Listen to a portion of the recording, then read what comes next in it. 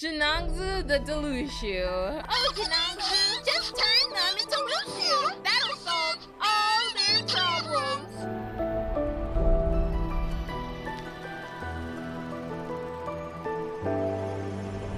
My teacher said the Shuori could fly on clouds and possessed infinite power.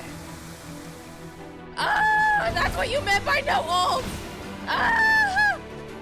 Well, white woman down. White woman down. Tian was about to take the fall for turning people into Lushu, and she just really just played dumb.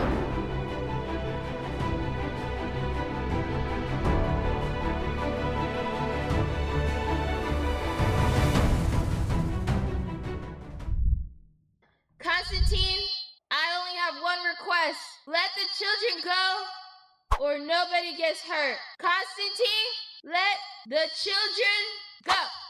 Oh wait, no. Wait, I got something for you. What's the song? And don't say no. In the snow. Wait, I forgot. How does the song go? And don't say no. So the recording you're seeing right now is going to be added to the other one. So if I'm dressed in this outfit right after I said I'm not recording today, is because I want to get one more done today. So that's what I'm doing today. Let's do one more. Hollow-eyed. Ooh, it's rainy. The striped horse with its red mane charges through the pouring rain carrying Bear Smet. All the way, it returns with wind abandoned as if afraid of possible pursuers behind them, or perhaps to prevent the person on its back from jumping off should it slow down. Halt! Do you hear me? The horse runs overwards. The horse runs overward still, even striding severally shallow depressions with ease before continuing forward. Seeing her words, taking little effect, Bear Smet attempts to slow it down, using her prior experience with horses.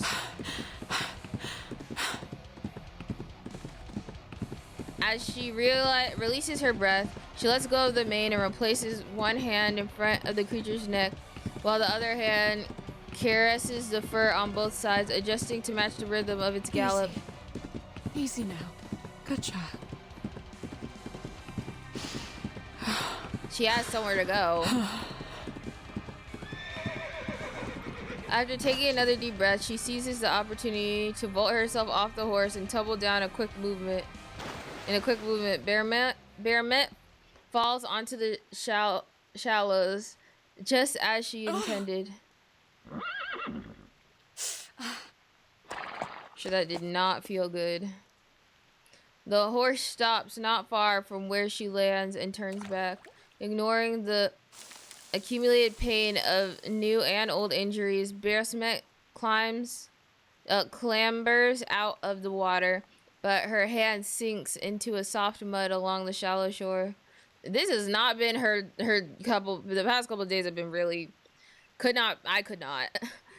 Though not as sticky as the swamp, for a while she finds it impossible to stand. Oh. Madam! What? Is it you, Yanase? Where are you? The familiar voice is certainly within earshot, but Bear Smet cannot place its direction no matter how hard she strains. She struggles to lift herself out of the mud and falls again. I'm sorry. Are you hurt? I think someone told me she doesn't turn into a horse. So now I'm like, did you lie to me purposefully so that I think she's not a horse? Or, you know, like I'm like, did you do that on purpose or what? I was so anxious. We must not let them catch us. I'm all right. I'm good. How did you... I am talking to you through the water. Please hurry up and get back on me. You've turned into a striped horse too?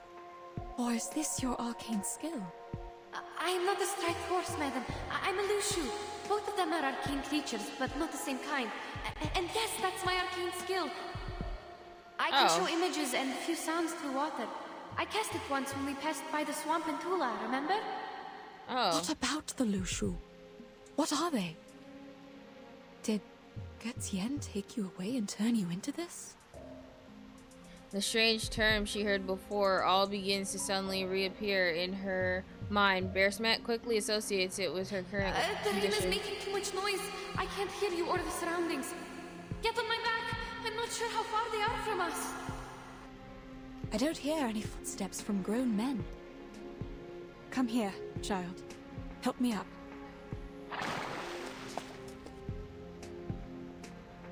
Yensei then steps closer and scoops Bearsmet out of the sinking shallows. Thank you. So, what happened? The situation is getting trickier and trickier. We made a mistake. Getsen didn't turn me into a horse. On the contrary, he saved my life. Then who was it? Who did this to you? You didn't drink any water last night, did you? But I did. Quite a lot. After you went into the room, Junangsi and I had a chat downstairs, and she gave me the water. I didn't even think. I was suspicious, but I was like, maybe the water here isn't bad. But I'm like, are you sure you want to be drinking water? Like anywhere near this place, you know? That's what I was sort of thinking. I was like, are you sure you want to drink water around here? Like I didn't think, like... Dang. This is the difference. Getsen said her arcane skill was cast through liquids like water and liquor. Yeah, that's true. My poor child. Oh no.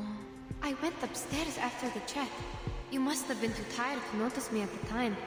I stayed in the room but couldn't sleep at all, so I went downstairs again. That was when I heard someone singing. No, this makes so much sense. Like, it makes too much sense. Wow. That song, I'd never heard it before, and I had no idea what the lyrics were about. All I remember is that the melody was soft and a bit unusual. Then I found that someone was a group of wooden dolls. They were small and would melt when they touched liquor.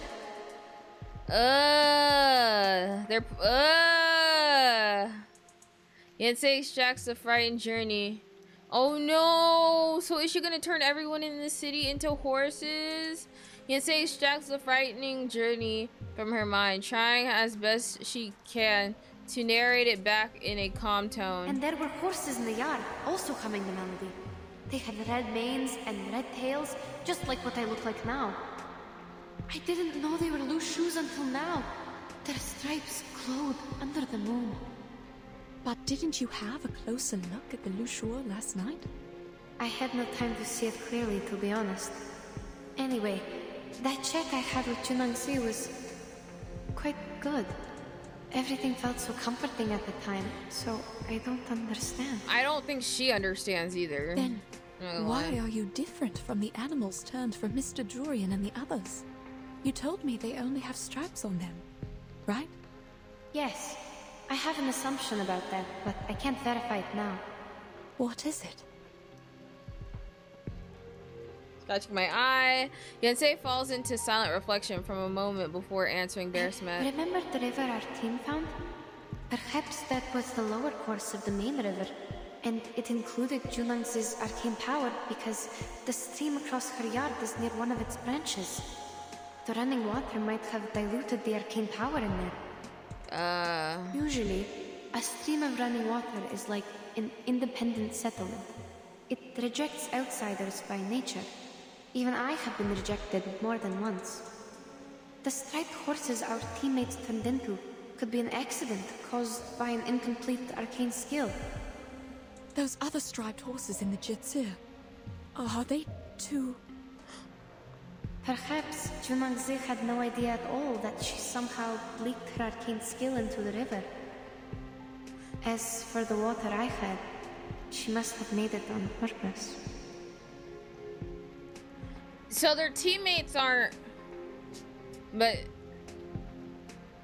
Both of them sink into silence, made awkward by the revelation. Guys, I'm like being, I'm in it. They have me in chokehold right now. How did Gutian get involved in all this? He's doing his best, that's why.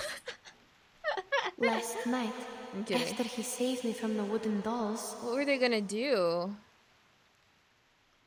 Oh man, the topic of the recollections only just resumed is again interrupted, this time by a sudden stopping of rain. Yensei looks up as if it has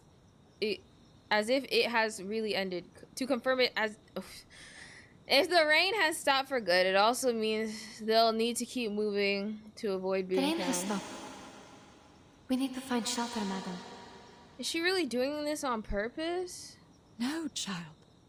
I mean, she has to be if she's putting her arcane skill into the water. That can only make sense. It's her arcane skill. But why put it into the liquor? Can't you just make regular liquor? All I know is he was there to take us out of the danger. So something bad's gonna happen. And he's injured now. When we confronted the people at the Jessie, he didn't fight back at all. I think he didn't hurt them for a reason.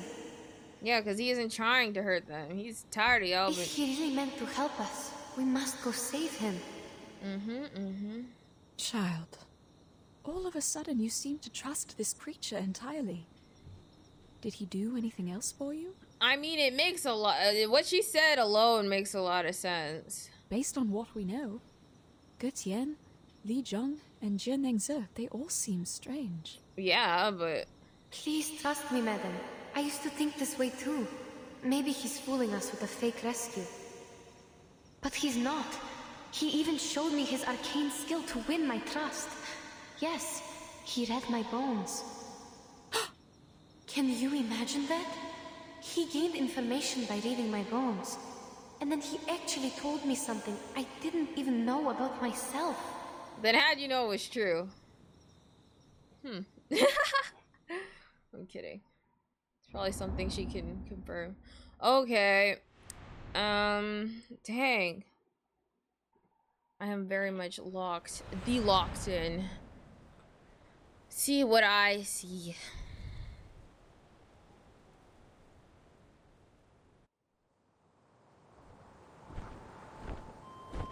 Let me go! Where are you taking me? You... If I let go, you will fall, and death will be your end. Hold your life dear. You are a lot more vulnerable than you can imagine. Quit threatening me! It's a river down there! Yes, but you don't know how shallow it is. Even a lantern can't float on it. It's dying, unlike the other branches you saw outside the city. So what? Does that explain why you captured me? Fine. The river is dying. I'm held by a birdman in mid-air. I'll fall and die if I struggle. There's nothing I can do. Exactly. Yes. It's a rare wisdom for a girl of your age to know her limits. I'm like, exactly. But I'm not a birdman. I'm a Yao. My name is Gutian. Gutian. I got Gashing. Oh my gosh. Yensei gives up on her mid-air struggle, pondered over his name and identity. You can use arcane skills. You're an arcanist. If you say so, then it is so. We have gone for miles. I'll leave you here. Beyond the ford, you will see the step.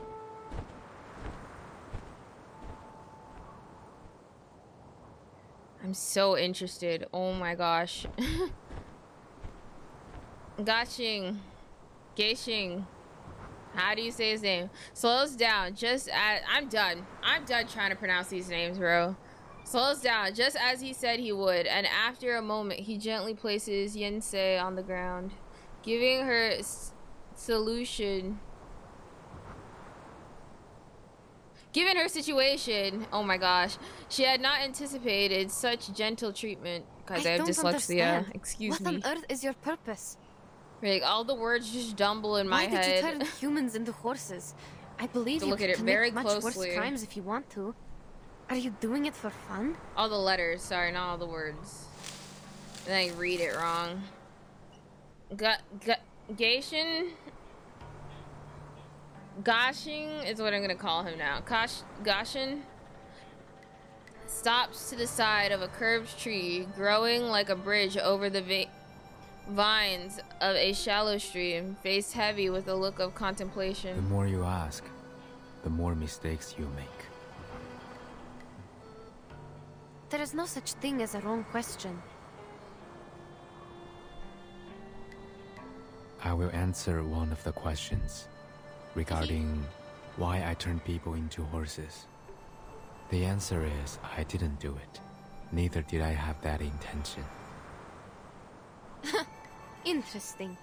Who did it then? The lady owner of the tavern. Junangzi? Precisely. Yensei shakes her head, not believing his words. If that's the case, why did you leave Madame Besmirtz there alone?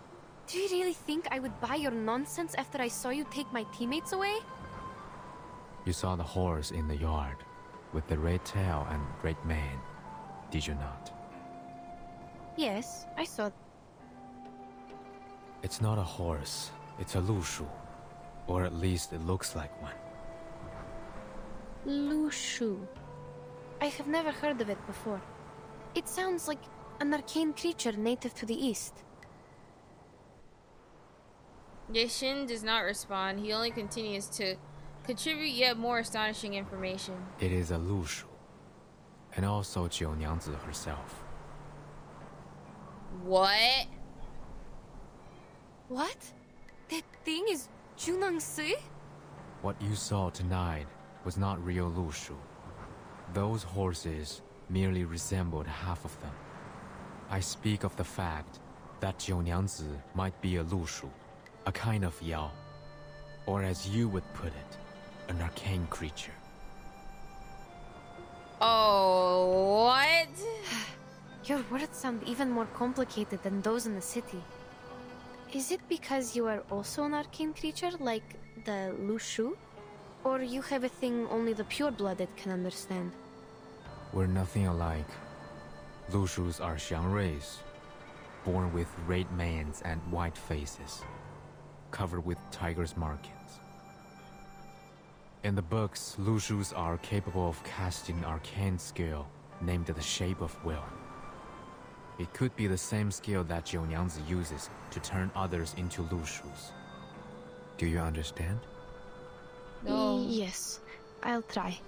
Please. No, I understand, but I want to hear more. The Shape of Will is a dangerous and secret skill. As written in the books, the Lushus use it to transform blood into fire and stone into gold.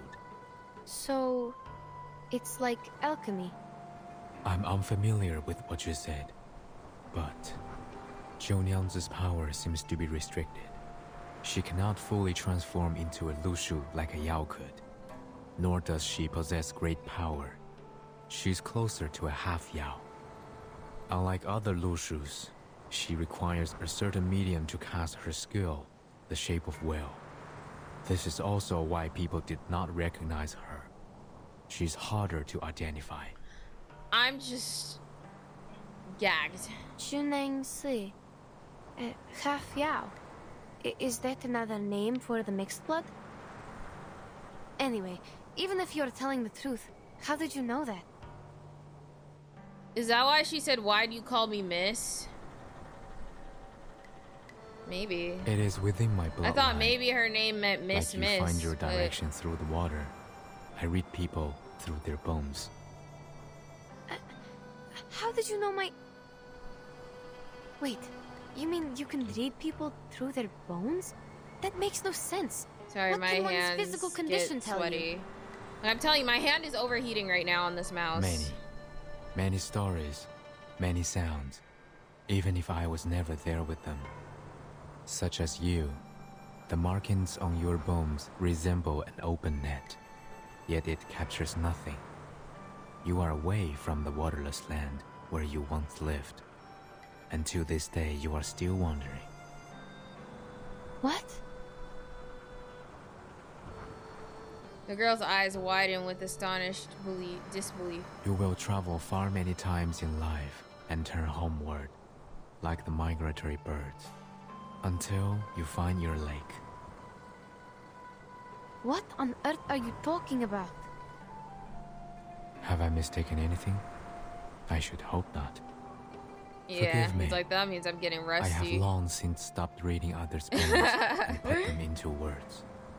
Perhaps I did not tell it in the most precise way, but it should be generally accurate. All right, stop. I need some time to digest your words. A bizarre, spectacular sound cuts off Yensei's reply. Careful. Strange creatures that resemble balls dragged long tails, suddenly leaping from the trees behind the two of them. They shriek and charge towards Yensei, who is most evidently their target. These things again. They already attacked me once in the street. Ugh, these stupid birds. Yeah, that's what they are, tell him. Following closely behind this mysterious creature marked differently from the other feathered balls. This one is shining bright. Get out of my way. Out! Out! It is indeed exceptionally bright and long, illuminating the shallow stream in front of them on both sides. Okay, let's take it out then. Thank you, Shaman Man. Thank you, Shaman Man. Get out of here. Keishing stares in the direction of the scattered. Ziye ran off, his mind burdened with thought. Have you drunk the liquor? Offered by Jiu Nyangzi? No, but I had the water from her. Why? These Zhuye might be attracted here by the scent of liquor. They feed on the flowers of Zhuye, which can be used to make liquor and smell of leaves. They could be here because they smelled the liquor. But you only had water. What else could attract them? Tea? Yensei thinks back to the preceding events. If they were attracted by the scent of liquor, I think it was the wooden doll's fault. Oh. They soaked themselves in the liquor before they attacked me. I might have gotten their scent during the battle. Ooh. The scent of liquor stands is not strong enough to attract them here. It would have taken a proper consumption of liquor for them to notice. I worry that liquor is the medium for her transformation skill, but that is only my speculation. If the water you drank also exerts the same effect on you. As though his words hold the power of execution, the change happens the very moment he speaks. What? You... Yensei kneels down, and her body transforms just as her companions transform on the steppies before her. Nay! How so? I don't know. Although Geishing had already anticipated this moment, he cannot help but be startled by this strange process and flaps his wings involuntarily. It's kind of cute. His instincts tell him to flee. He was like, ah! Ah! Adorable. Oh, night falls. The rain has stopped and the riverbank is moist and soft. Fasho is what I'm gonna call him. Leads his team in search of the red-haired horse trail, finally arriving at the edge of the river. The exact spot where Gashing and Yansei stayed the night before. Find anything? Someone was here.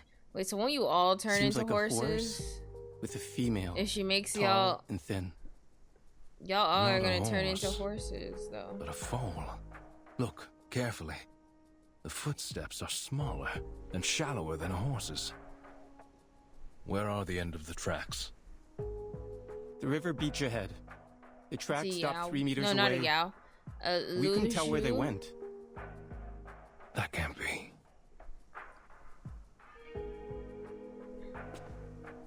Fasho strides over and inspects traces near the trail of footprints and It rained a where the couple trail of of footprints times. end. The rain could have washed away the footprints. But why there? If that's the case, there shouldn't be other tracks here. Exactly. Like this. A bird's claw marks at the edge of the rotten wood. It was a bird of prey. And judging from the size and the sharpness, it's quite strong. Was this before? True. Hey, I found another 2 sets of footprints. They're shallow and narrow, possibly from the same person, a young woman. The wood lies on the ground near the river. It's not a good spot for birds of prey to roost on. What stopped here was something even bigger. A young woman met a huge bird of prey here, yet there is no bloodstain at all. Perhaps the truth behind the foreign merchant's disappearance is different from the Featherman's statement. We need to go back to the Jitsu. I'm not gonna lie, I kind of could care less about what they're trying to deduct, because I already know. On the steppies, the loose shoe strands in place of a girl. The fright of this transformation, says Gashing up in the air.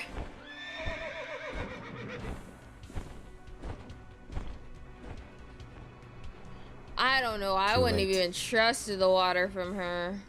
Like, just something about the water in this area is suspicious. So it seems her tea can also transform people. Ah, the tea. I must report this to the authorities. I knew it was the tea. Stay here. Like, you had tea. Oh. Oh, man. No, you must not leave. You can speak through the water. You know what my arcane skill can do, but I can't maintain it for long. I spend too much energy fighting the Juliers. I must take leave. Where are you going? You need to save Madame de Smith. Please, I'm begging you. Please save her. She can't see, and she's still alone in the tavern. She must be in great danger now. I have thought about it. Given that my wand was also left in that tavern. But should I return, Jiunyang's might be alerted. I don't think she even knows what's going on, but ooh, I'm a little scared because she might. I sense kindness in that girl. She hasn't done anything evil except for turning people into lushus. Your friend should be safe with her for the moment. But what if she offers her some tea, bro? The more urgent matter is to spread the word before she further repeats her mistake. I must go find someone to handle this properly. Yeah, I think she don't even know what she's doing for real. It would have been even cooler if she did, though, and she was doing it on purpose. She's like, well. Please, take me with you. Look who it is. They believe you are the one behind the missing persons case now. You'll be turning yourself in if you go alone. Gishen is startled, having never thought of such an outcome might occur. I see. The world outside the mountains is indeed not meant for me to step into. But you are already involved. Besides, we gave Liu Zhang a drawing of you when I was not clear of the truth. No matter. I will reason with him. Even so, you will need me there. Look at my arcane skill. It will be the best proof, right? So they will know that Junang Si is the real culprit who turned the people into horses. I mean, lushus. Is that really needed? You need to know that you are a suspect, even though I know you are innocent. She's like, everyone thinks you're guilty, bro. They're not just gonna listen to you because you got wings. All in all, you must take me with you. My arcane skill will vindicate you. In today's day and age, he's pretty enough. I think people would listen to him in a heartbeat. Guys, I'm actually gonna use this all stream. You guys, I'm actually addicted. Let the Birdman go and nobody gets hurt. Let the Birdman go. Let him go, please. Take Junangzu.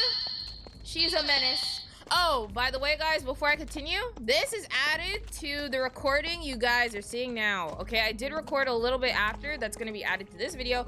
So, yes, there is some in-between stuff. For those of you watching the YouTube video, you guys already know because you just saw it.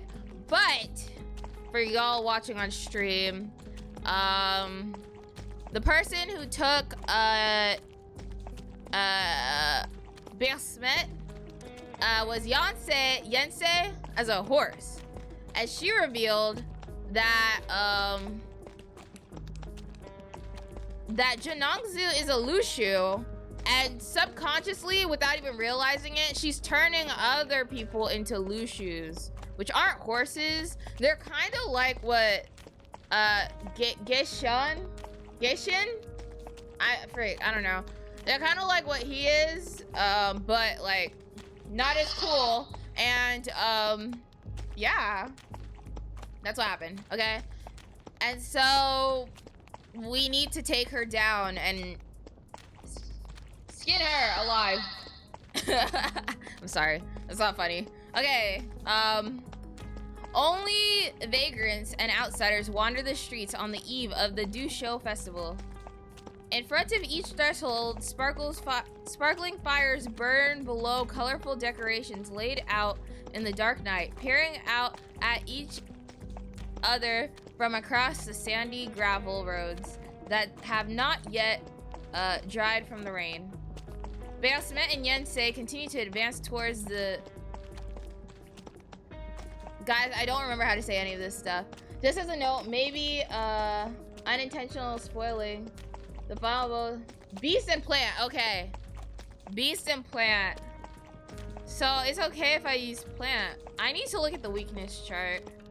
You know, we'll plan accordingly. If it's beast and plant, I could probably... Part of me wants to bring Charmaine just for the fact that he's a debuffer, right? And since I don't have like the tankiest characters with me, you know, it wouldn't hurt to have him. Yeah, I may or may not. We'll think about it when we finally get there, you know? Looks so different than it does in the daytime. It's so quiet and empty. Dang. Let the Birdman go! Thank you. As if it's waiting for us.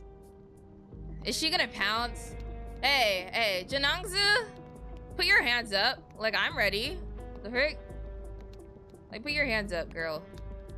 The last thing you'll do is turn me into a Lushu. Just kidding. Yansei stops to cast her reflection into a puddle of water, attempting to comfort Bersmet. It's nighttime now. They have lit the braziers. There is cloth of different colors around them. Remember our New Year's? We put up tar barrels and made festive fires. There were also decorations on the houses. Use mineral and bees. We'll see what happens when we get there, you know? Yes, I remember that. Perhaps people here also stay with their families. I'm drinking water again too. Like we do on New Year's Eve. A heartwarming custom. Yeah. Yeah. Shush, quiet. Oh. Shh. Shh. If I rage quit during this boss fight, so far an event boss hasn't made me angry other than Jessica. She's like the worst one in my opinion. But I think this time I'm very capable.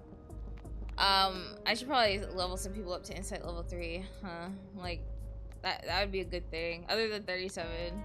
Bearsmith stops to listen carefully to the sound. A moment later, a line of night patrolmen pass by from the corner ahead. They march at ease without stopping, clearly ready for their shift change and the chance to get home. This is worse? Okay, from scale of like worst to easiest boss, do it from patch numbers and let me know. And I don't mean like main story like chapters, but I mean like event bosses. Just tell me, you know, and I'll gauge it from there. Oh, did I read that?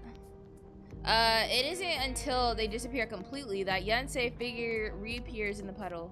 The guards here are more reliable than ours in the Empire. At least they don't get drunk on New Year's Eve. Relatable. Madam, we are close to the Chikuseren. As an American, I can relate. Zinshi? You didn't prepare anything other than these bottles. Don't cast any skills for now. You need to rest. We don't know what's ahead of us. Hold on. I heard something. Unlike the neat footsteps of the previous patrol, the distant sound they hear this time is of slower and wary footsteps. The woman and then Lushu hurriedly dart into the shadow of the nearby eaves. Staggering footsteps, almost limping. Sounds like this person just tripped and Wait. fell. 5 out of Drunk. 10 difficulty if you don't have healers. I have hecka healers. Maybe I'll be okay. Maybe I'll be okay. Yansei follows the sound described by Bear Cement and looks around. Oh! Chunangzi?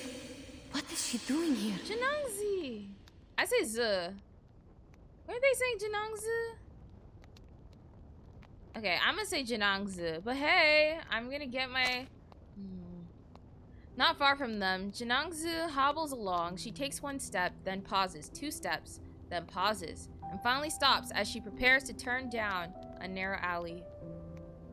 She looks completely broken down, as though she has just been in a fight, or perhaps she's just drunk. Why? Oh, I feel bad now. I didn't mean to be mean to you. It was just a jokey joke, okay?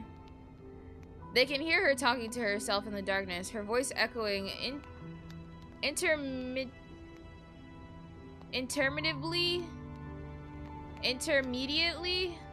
against the silent, festive street. Why? No answers for me. I feel so bad for her. Come here. Come here. Ugh, I wish I could get up, but I don't feel like it. How long do I have to wait before I... What's wrong, girl? What is she saying? I don't understand at all. Adam, what about him? I don't know why she's so sad. Embarrassment. Shh. Stop talking. Need to listen. She's carrying. They cannot see whether she's crying or not, but there's a soft sobbing that comes out like a whisper. Even so, she clenches her fist, as if tightly gripping something. Is this a mistake? What? Is she gonna be sacrificed? I don't wanna sacrifice. Oh, wait. The boss battle will automatically put your unit in the right level. Okay. Wait, so can I? So I can use whoever I want, right? Even if they're not leveled up, I can use whoever. Amid her silent sobbing, Janangzi relaxes her hand. A long object falls from it and onto a puddle on the last... Oh, yes? Really? Okay. Okay. So you know what? We're gonna play around, okay? We're gonna F around and find out. And into a puddle on the ground. Wait, an object falls. She And... dropped something and left. Yeah. Whoops. I did not read that. Where did she go? I don't know if she's going to the tavern, but she has left the port. That's for sure. Why is she crying? We should Who go made find her out what she cry? dropped. Who made her cry? Yansei's figure disappears from the puddle. She takes 2 steps, turns around, and bites on Biersmet's hem, half dragging, half guiding her toward the corner of the alley entrance, where the light and darkness intersect. Approaching the water, she finally lets go of Biersmet and goes around to the other side. Yansei then lowers her head as though to drink from the puddle, but defiantly removes a piece of wood from it. She shakes the water off the wooden tab and leans towards Biersmet's hand until her friend can grasp it. It is... Guys, look at my reading skills. Rough surface and some I just need carvings to get on it. used to reading Is this an inscribed at the text? beginning, and then I'm like good, you know? Maybe. Please hold it. I'll check the other side. Collecting more evidence, investigation time. Starting from the round end, there is a person, I guess, at the top. Then there is another person holding a bowl in the middle. It's a dance move. You know, like... You know, like, in the Avatar, The Last Airbender, where Zuko and Aang went to the, was it a fire temple? Or it was like this old abandoned thing where the dragons used to be, and then they had to do like the fire dance stuff in order to like, you know what? I'm done yapping. That makes no sense. Because one of them is horse, and how can you do horse, you know? You can't do horse. A person holding a bowl in the middle, and then? A horse with a long, weird-looking tail. Then there is a striped horse? A Lushu! At the bottom? It's a Lushu. What does it mean? Yensei, it's a Lushu. There's no way she's saying striped horse when she literally is a Lushu right now. A striped horse. Getian once said that the Lushu has a red mane and the markings of a tiger. You mean this is a Lushu? But it has no colors. Does anything on that wooden plank have colors, girly? Even if it is a Lushu, why was she crying? Because she's being sacrificed. Oh! I could control audio with this button on my keyboard? I did not know that, guys. That would have been helpful. From my perspective, Chunangsi is not a bad person. I think she did all these things for a reason. Some kind of burden only known to herself. I think she's a literal... She doesn't know what she's doing. Like, she's doing it, but, like, she doesn't know, you know? Like, she doesn't realize it, you know? Burden? I'm only guessing. Since we didn't catch her words clearly, there is no conclusion, madam. That being said, the two of them fall into a shared silence. Since entering the city, the dark cloud of their uncertain future has followed them like a shadow. Well, there's no easy answer to any question here. We should meet with Mr. Getian before making any further arrangements. Getian. Okay, I need to remember. Sure. How to pronounce some of these other Getian. I say Geishin, but Geishin. The woman and the Lushu walk forward at pace. The two increase their speed, arriving outside the gray walls of the Zinshi courtyard before they might be discovered by another team of night patrollers. The streets in this area are built with high walls surrounding their homes on all sides, so that people walking by can see nothing but the stacked bricks. Is unstable? Oh, her arcane skill is unstable. Stop here. I hear... Interesting. I thought she... Well, yeah. It's unstable and she doesn't realize she's turning people into Lushu. But she's turning people into Lushu. Also, is that a giant bird I hear? It is at this moment that Getian flies over the Zinshi courtyard walls. Ah, he dipped. He said, "Y'all don't got me." Is he leaving? His wings flutter lighter than the previous few times, and he has no intention of stopping until he notices the figure at the foot of the wall. Apparently, he's the tallest reverse 1999 character, right above Charmaine. Mr. Getian? Getian! I didn't get this for nothing, guys. Mr. Getian! Down here! Down here! Or perhaps he had no idea of staying until he heard Basmet's voice. Dang, he was about to dip. He said, "Y'all don't got me like that." It's you. Yes. Getian perches on a tree by the roadside, tightly clutching branches bearing leaves that have only just begun to wither. The tree's shadow sways, but he goes silent, only stopping as he recognizes the two figures below. The ground nearby is flat and long dried. Without a puddle, Yonsei can only grab a hold of Basmet's hand and tug on it lightly to confirm her guess. Basmet quickly understands. She listens to the sound and walks forward and to one side. Eagerly reaching around beneath the tree. Mr. Gatien. Why are you here? For you, honey. I'm kidding. We need to... we want to know the truth. Did they let you go? Frick, Have you no. seen Zhe? She's crying. She was on the street just now. Having a mental breakdown. Whatever speculation you're Attack making, enemy with a I'm wide, leaving. powerful wide. He said, I'm dipping. Screw these people. I've tried.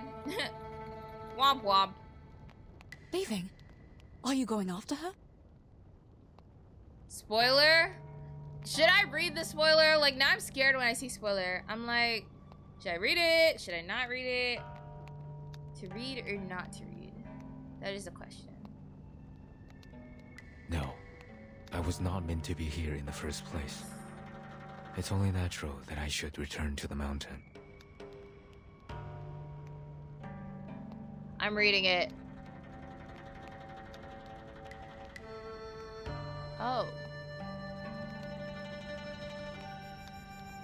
Return?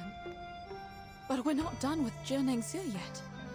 Yenisei and the others are still in the shape of Lushu. Hey, these people are hopeless. What do you want me to do? That's what he's like, what do you want from me? I tried. Did I not try? I tried, didn't I? Going back, we're safe in the mountains. She was turned into a Lushu in front of you. Are you going to just let her be? Yeah, I mean... Keep it as spoiler-free as possible, and sorry if my spelling is bad. No, you're okay. You're okay. She has told you everything. Oh. Yes, she did. Now you're the only one who can persuade others to go after Zhe. We are foreigners here. People won't listen to us. Hey. I am left with no other option. He's like, you think they listen to me? Today, Look what at the happened. They almost truth, killed me. None of us would have gotten away if I hadn't surrendered. True. He should just wipe her out himself. I'm kidding. She's such a sweetheart, but the jokes just... Anyway, this is a fact. As an observer of the entire scene, Yonsei cannot deny. They will only see me as a greater threat. For if no I insist reason. on raising doubts about her. It's tough. They have known her for a long time, but know nothing about me. My words have no greater effect. I mean, that's what I was yours, thinking. I was thinking the same for exact I'm thing. also Oh. You're also a nobody. a foreigner here. Or I mean a foreigner. Okay. Question. And this always happens to me on stream. But I have 2 caps here. And both of these caps do not fit my water bottle. And... oh, I found it. Okay, cool. Okay, let's continue. His voice is light, but as gloomy as the night. Still, you're going to just give it all up before exhausting every possible way to end this? Yes. When in doubt, a cap is a cap. Exactly. A wave of swaying tree shadows causing Gishin to fly up on alert. He seems to have finally made up his mind to leave. Bye. Guess we're on our own. I mean, to be honest, what's he gonna do? Let's be real. Like, the people don't care what he has to say. You need not prick my pride. Getians and Miemengs are never meant to get involved in this. He said, this ain't even my problem for real. I was just trying to be nice for real. Bye. Before a response is issued, the sound of rhythmic footsteps sounds one after another. And now he's just gonna leave us? What? Wait, we don't want to be captured either. We don't have wings. Whether it's a patrol or some other city personnel, it is enough to immediately alert the vigilant trio. Please.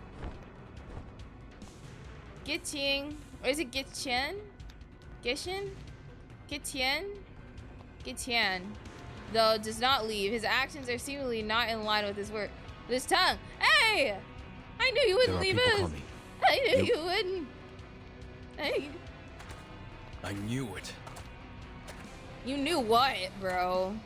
You knew nothing. You were just patrolling the whole area and hoping you find them eventually. The future unit that is worth saving for... There's a... Yes, tell me. But I'm getting Isole or whatever her name is in the next patch. I'm getting her. A bold and imposing voice sounds out from the spot. From the spot the footsteps have been moving toward. You two are in it together. The merchant identity was only an excuse you made up to enter the city. Bro, are you using your freaking brain? Like, I'm sorry. I can make an excuse for the other guy, but you're annoying. Like, what the frick? Our teammates have also been turned to Lushu? Hello? Like, what makes you think that we're working together? To do what? Isn't that so? Our friends were kidnapped. That's the only reason why you have any wanted posters to begin with. You sent the other girl to the psych ward. No, please listen to me. The frick you mean? I knew it. You knew nothing. Oh, yes. Winsong, Lucy, Vila. Okay, I only know who Lucy and Isidole. I don't know Winsong and Vila? The stories Vila. you told Li Jung made no sense at all. Li Jung. How dare you That's come how back say like his you name. did nothing and break into the jail? Ugh. Give me the ick, bro. You go first. Mr. Gatien! Bearsmet insists that she shouldn't just run away. At that moment, the only one who can help her confirm her assumption is Gatien. The one being sought for help does not make a sound. He dives from the trees, spreading his wings to cast an immense shadow over the scene. He flies between the patrol and Bearsmet, turning his back to them, then spreads his wings even wider until they're completely blocked the view of those behind them. Slay! White Knight, Gatien! I love him. At this moment, he truly seems like a bird of prey. He's just like, not any closer. Creatures are fleet-footed creatures. Get on her back and leave. I'll join you shortly. No! Wait. We're not leaving you, bro.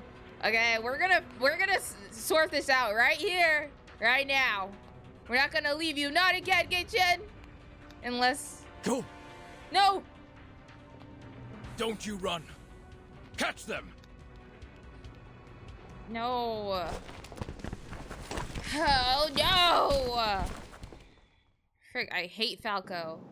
Whatever the frick his name is. I mean, low-key, I kind of wanted 6, but...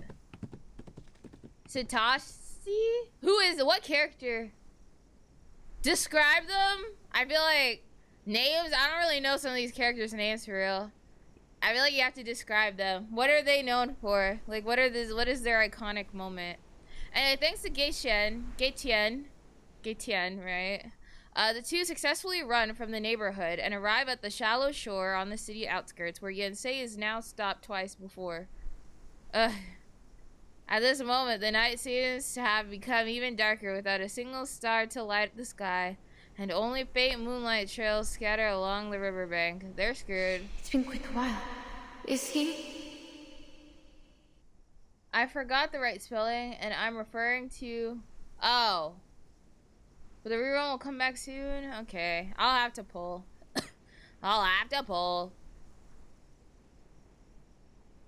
Yensei cannot help but think of Gatien's experience at the Zinchi? That same morning. Have faith in him, child. He is able to defend left? himself. Wait, he's since not he here? managed to escape without others' help. We went back into the city just to be ran out again. I believe he is not aggressive. He left his wand behind when he tried to save you. A long period of waiting. Pregnant with anxiety. That is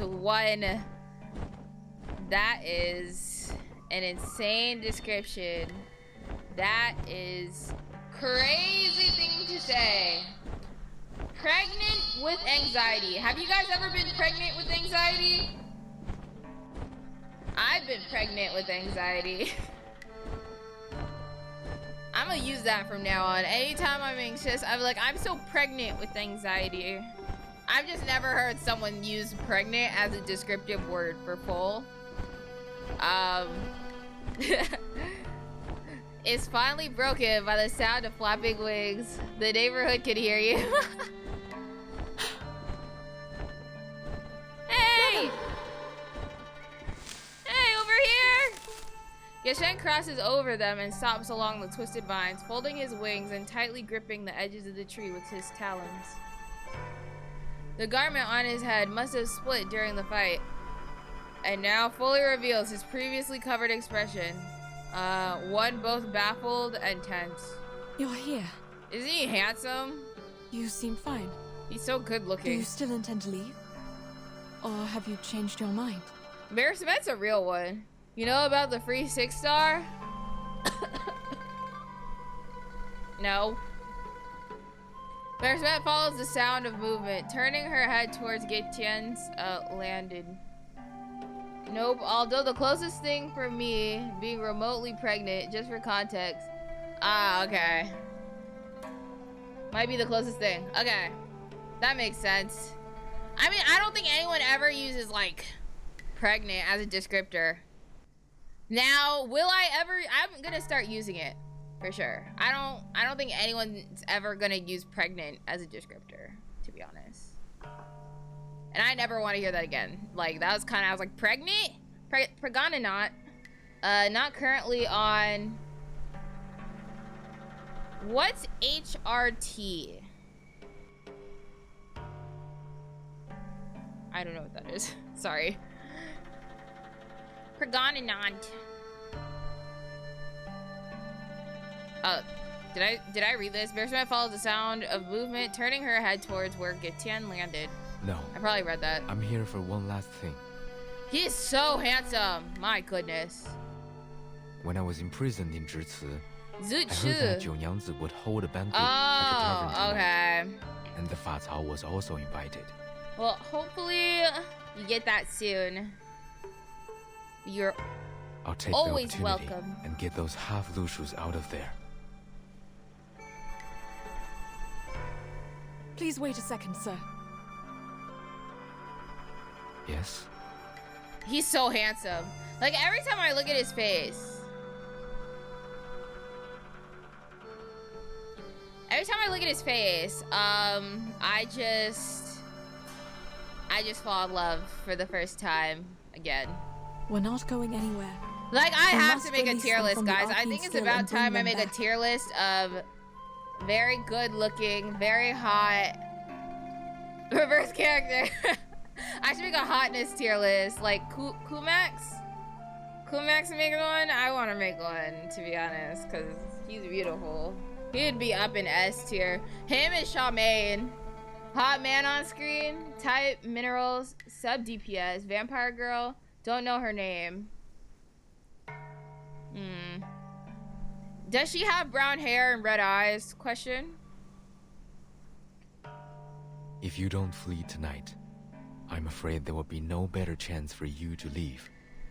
Wait, but I want to see the show go down. Though her true See the intention is consequences of beyond their my actions. speculation, I fear the consequences of her action. I will feel be bad for severe. her. She's really going through it right now. Yes? Okay. Isn't she You the will full well girl the who we have a consequences. side quest with? Certainly. But you won't help us stop her. He's like, I tried. Y'all, you asked embarrassment like I didn't try already. I tried for real.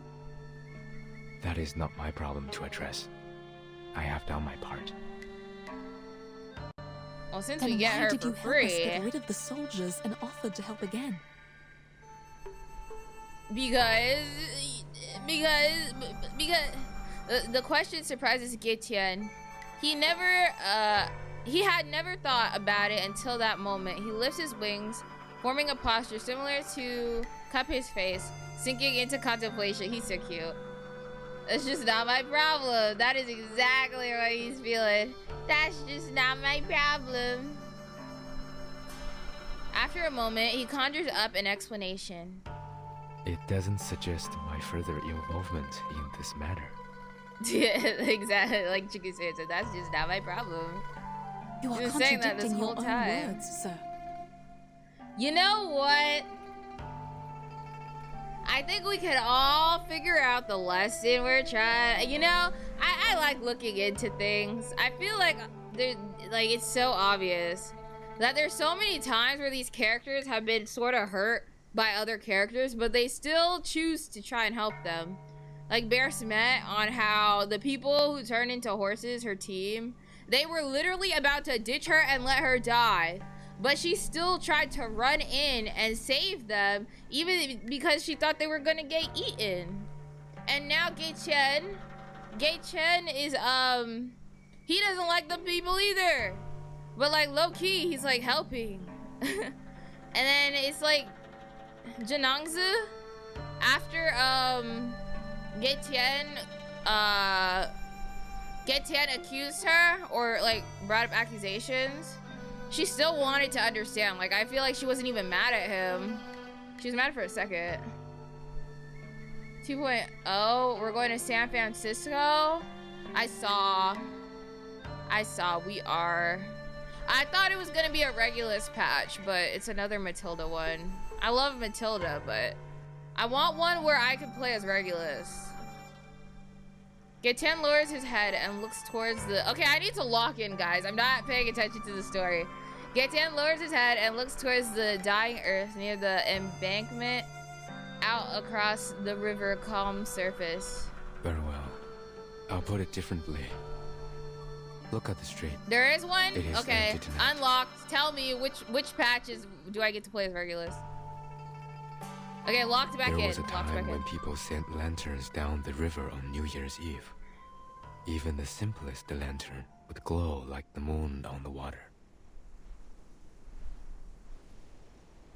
Okay, I'm gonna stay locked in, but I read your comment. But I'm gonna stay locked in, and I'll reply in a second. Those lanterns, carrying people's wishes, floated down the river. The further they went, the more wishes were granted. Some would cast arcane skills on their lanterns to keep them from getting wet. But most of the lanterns still disappeared in the depths of the mountains or at the waterfalls. I used to look down at the city from the mountain I knew it would zoom out. What watching a those scam. lanterns float down the streams and merge into a light belt in the dark. Wait, I'm sad. Why do we have two images of them being sad? Like, I don't like this. They were more brilliant and vibrant than the bonfires that were lit up all night in this city. What the frick was he saying? Oh, he likes... Oh. Okay, I'm locked. The Lushu followed Getien's gaze and looks towards the river, only to see the bare, narrowing river looking more and more like a stream in her eyes. This sad reality of the present makes it difficult to imagine the scene described in Getien's words, despite the nostalgia overflowing from his tone. Basmet feels it too, but the safety of her companions remains a constant concern in her mind.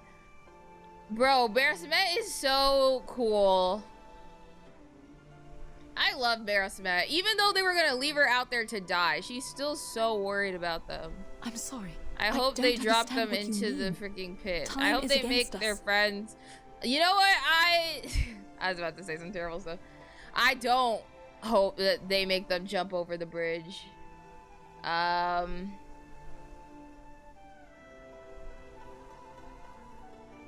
Okay, got it. Now the river has dried up, and the water no longer has vitality. Rainfall is getting scarce, accelerating the dying process. My throat is starting to get bad. What was given does This is not what compensate happened when I for what was had lost. So people no Rona. longer show up by the river. Like my and throat send their just wishes got bad at all of night. a sudden. Out of nowhere. Please, I just started not to wear my mask to the store. Please. I cannot get sick like that again, but my throat, I cry. Okay. And I Locked in, have lost locked my in. opportunity My to throat's watch the starting to light hurt. belt. Even so, to this day, I haven't fully understood why I was impelled to leave the mountain. I once thought I couldn't bear the sight of those humans being turned into other creatures. Oh. And now you think it's no longer worth the effort to put things back in order? Yes. You people are no more than passengers in my life, drifting past me like those lanterns in the river. You think this is how Furin feels about people? You think Furin feels the same way about people? What's more, what is my purpose here if the gods of Shuori they serve don't intend to intervene? Getien's words are so full of perplexity that they are almost painful. He poses questions like cutting meat to feed a tiger, knowing that there will be no reward after throwing them out. But still he insists. Yensei, who has been silent on the other side for a long time, seems to understand his feelings, and so she continues to remain silent, only looking at the pitch black surface of the river. The river too looks back, with its own quiet babble. The lights in the river are gone, and there will be no more in the future. South. Yensei gazes at her reflection of Lushu. Of the Lushu. This isn't until Getien says there'll be no more that she suddenly lifts her hooves and steps into the silent river. What is she doing?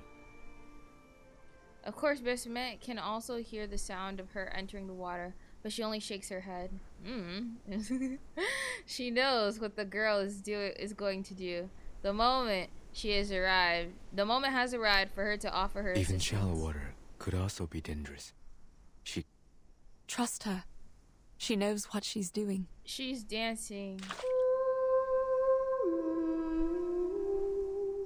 The water begins to engulf half of Yensei's body. At the same time, her song begins. Wow, this art's so pretty. Oh my gosh, oh my gosh. What is this? Colorful dots of light suddenly ignite the narrow river in front of them, burning like intense flames along the water's surface. Then the dots of light meander to the soft riverbank, drifting with the song like travelers on the long river, journeying without end. The place where the light passes through now shines brighter than all the decorations in the city. More than many years worth of river lanterns that had passed through the mountains. There are river lanterns. Yes? I can't see them, but I can feel the light. Are you appreciating them with your own eyes? I don't. Faced with such a scene, Getien is struck dumb. He can sense Yensei's arcanist origins in her bones, but he cannot even begin to imagine what is happening at this moment. Mr. Getien, the fact is, you've seen too many people and grown attached to too many things since you left the mountain. They float in your mind, glistening like the river lanterns. And you're saddened by the idea that they will be gone one day, like the lanterns drifting away from your sight. Reverse breathing. But have you thought that those bright, agile and hope-rising flakes of light would gleam once again? Yeah. The path of destiny is not always a dead end. You're right. It's too soon to give up, Mr. Getien. It's too soon. I just accidentally... No, you didn't miss anything. Or you're just like, whoa, insane. Here. It is your wand. Put it away. And please give this another thought. Bearsmet, you really have a way with words. Let me just say. You may not be able to see, but you sure can speak.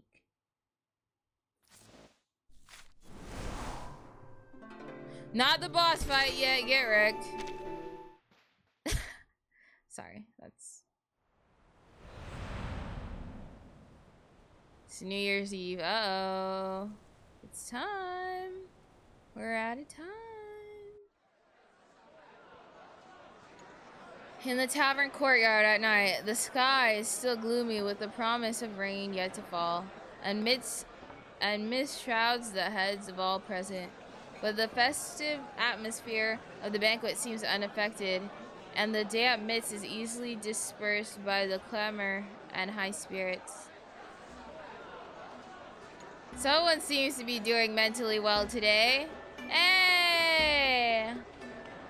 In the dee da dee dee da dee da dee da dee do da dee da dee.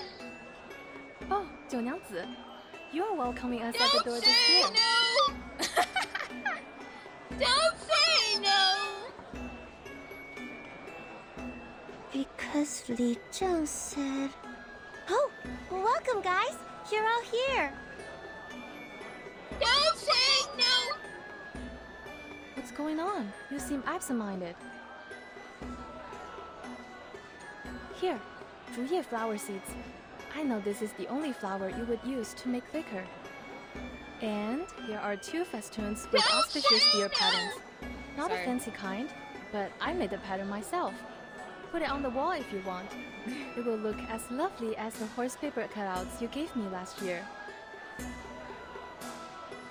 Oh dear, this is too much. Oh, I saw the I'll hang them Burton's up mother right thing. away. Yeah. Someone said that in the first stream. She does look like you Burton so and much. talks like Burton. I would not be surprised if Bearsmet is in some way related to Burton. Oh, don't worry. To be honest, I didn't see that you would be welcoming us at the door. I thought I could sneak in and empty The the dogs are jars before coming you showed. like the French.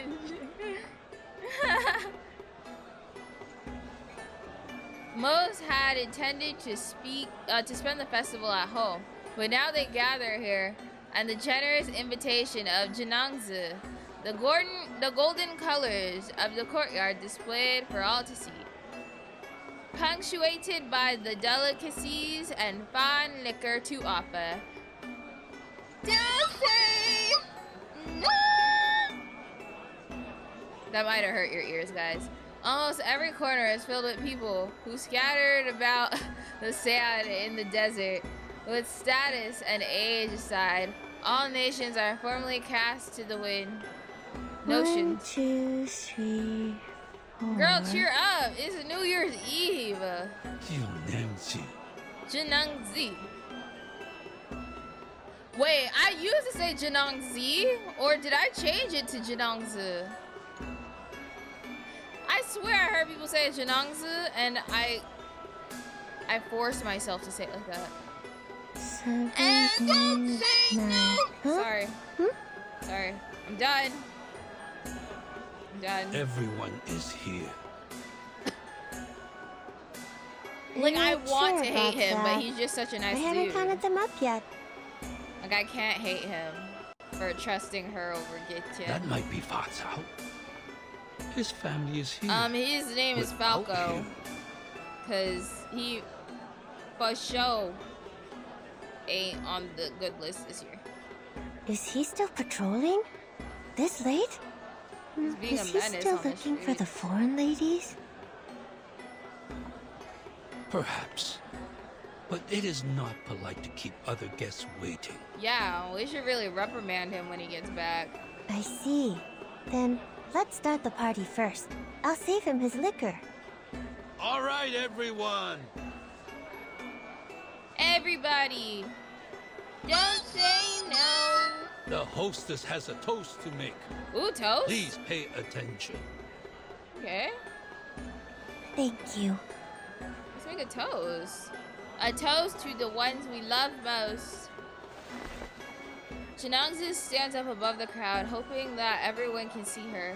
Although her mind begins blank, some heartfelt words bubble up, brought to the fore by the encouraging gazes below. Everyone here knows that I can't read and can't say some sweet words like toasting. I mean, that's one Just way. say whatever you want. That's one way to start this off. It's just whatever you want, like in your head, you know? You don't have to read. Don't interrupt her, you imbecile. And he's right. Say whatever you want. I don't think it takes reading to get a toast. Well, where was I? Can't believe she's a Lushu. She's not even human. A toast. Right, a toast. She's such an airhead. I can't do it myself, so I copied a line from the book at the place where I work now. I like how it sounds. Okay. I bid thee all to drink and be merry. Do not stay thy hand from thine cup. I'm sorry, you said you can't read, but you're over here reading books? Something's not adding up. Like, she says, oh no, I can't read. He's like, just say whatever you want. Okay, I'm gonna just say something from the book in my place that I read. She's like, okay, let me just quote a book. Is that what she just said? Is that what just happened? Hope I didn't pronounce it wrong. It means people should drink and drink more. So Wait, you was that shouldn't from say a no book, to it. or is that what people say? I'm like confused. I'm like, was that from a book, girly pop? Because I thought you can't read. Is that so? Well, whatever. Anyhow. Drink, drink, drink like there's no tomorrow. Because at this rate, there might be no tomorrow. Without waiting for everyone present, recite Shakespeare. Without waiting for everyone present to react, she looks up and drinks her bowl dry in a single gulp. She just like me. Okay, I'm not taking a screenshot because I know this image is on Twitter. Thank you. Janang's gaze glides. Oh wait, her bowl is now slightly tilted, indicating that it's been emptied. Janang's gaze glides over each face one by one, and finally she laughs with glee. You're all gonna be turned to Lushu in seconds. Just you wait.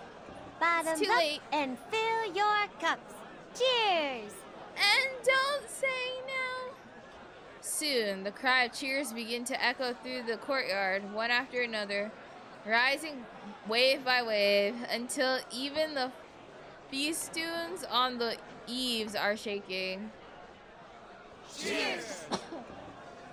She's about to freaking... You've always been nice and warm to me since I came here.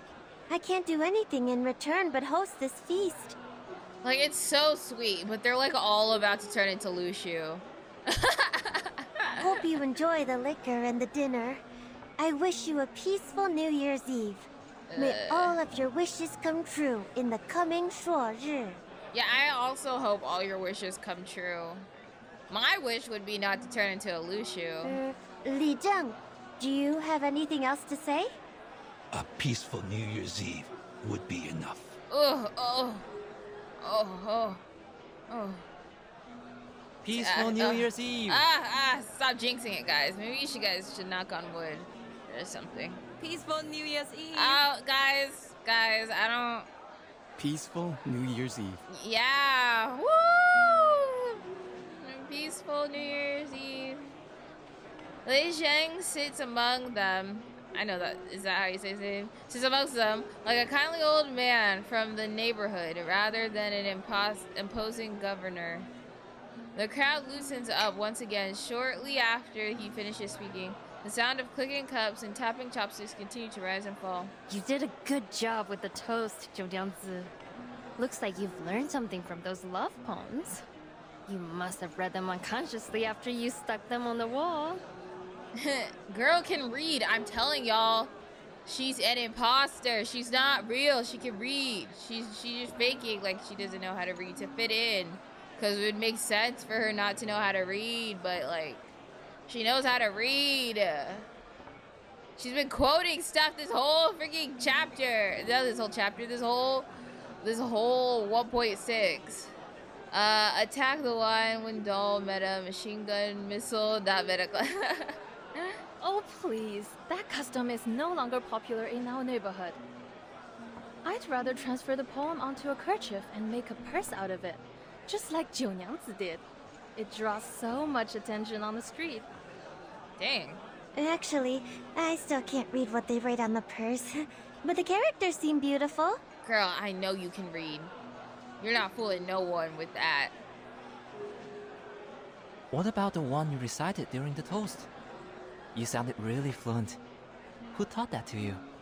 Oh, that's from the former Zhili, the one who went back to her hometown. Everyone says she's She crazy. taught me that. Everyone says she's crazy. Well, y'all are about to see crazy. Speaking of Sorry. her, is she going to come back? No. Y'all deemed her mentally ill and sent her home. I didn't know any better. And then you find out But everything by was now, real. She should be at home, having New Year's Eve dinner. Did you hear from her? If she doesn't come back, you will have to work as the official Zhili. Who will take care of the tavern by then? I wouldn't come back. I'd have been like, screw you, you. I'm not coming back. The tavern has But how never much had money a you reliable make? owner before you. It would have still been run down if you hadn't taken over it. Oh, thank you for the follow on Twitch. I wish I had my activity feed up, but I cannot. Oh, thank you. I see. Okay. Thank you for the follow. 九娘子 Welcome. is kind and warm-hearted. Such a girl of integrity can perform well in both running a tavern and being a Zhili. You have a high regard for her, Li Zhen. Are you telling the truth Li or Zhe? showing partiality? Leisha. Okay, that's how you say it. I need to. The truth, of course. Leisha. What she said Say. in the Jersey a few hours ago Jisu? is still vivid in my mind. Jisu, Leisha. All these Chinese words. I'm trying, man. I'm trying my best. I once again realized that it's never too late to learn. Oh. No. I'm not as good as you say. What did she say? Things like, one can remove the footsteps, but not the path one walketh on. Act not against the nature of thy flesh, for through it all things were made. She made it sound easy. Because girl can read. I'm telling y'all, she's an imposter. She's venting. The crowd erupts in a series of alarmed cries. Really? Absolutely. She is indeed illiterate, but she keeps learning and interprets the classic sayings in her own way. Okay, Squiggly. Hopefully I'm saying your name right. Even if there were other scholars, they would be convinced by her powerful speech. Sadly, the one she confronted was not a human, but a Yao. Isn't she a Yao? She is a Yao. She's a Lushu Yao. Confronted a Yao in a Zhici? Was that the Featherman? Yep. She thought the Featherman was Zhang Rei and asked him some questions. You You- actually oh. asked him questions? He could have turned you into another striped horse. She's the one. She is a striped horse. I don't know how to tell y'all this, but she is the striped horse. And she's turning everyone into striped horses. Just you wait. Just you wait. You unbelievers. I didn't think of that back then. This is the first time I've ever been so close to a Yao. He looks so similar to the ones in the books, so I...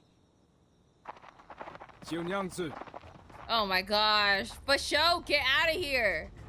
I refuse to say his name correctly, because look at his face. He's mean. And so I'm going to be mean to him in return. Where are you? The rapid sound of footsteps approach, and their leader's figure steps into the tavern in several broad and forceful steps. The abrupt sound serves the excitement in the courtyard. What? What happened? What is... Where is Xiongnyangzi? She's right there. Here! I'm here! What's happening? She's so adorable. Turns out those foreign ladies have been in league with Gu Tian the whole time. They Sure. helped him break out of jail and hid themselves in the wild with their arcane skills. Well, first off, they're not hidden from arcane skills. They, you just suck at finding things. Second off, they didn't help him get out. You also just suck at imprisoning bird people. So, you know, this is just a skill issue all around. But okay, let's blame them Let's blame them. They're not hidden in the forest, bro. You're just not good at hide and seek, for real. I'm yeah. sure it will rain again soon, and it will be dangerous to stay in the wild. By then, they will come to you. Bro. Because you are the Featherman's target. He's not targeting nobody. He's just warning y'all. Y'all are... He's dead. For show? For show. That's what I'm calling him. In the courtyard, the crowd's gaze follows Fasho closely, while Fasho's own eyes is fixed on Janangzi. Janangzi? Okay.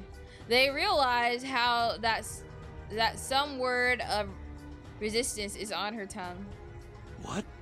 Janangzi? You... Okay, y'all need to stop pronouncing it different every time. Is it Janangzi, Janangzi, or Janangzi? You bring a spear to a thing that can fly. Exactly.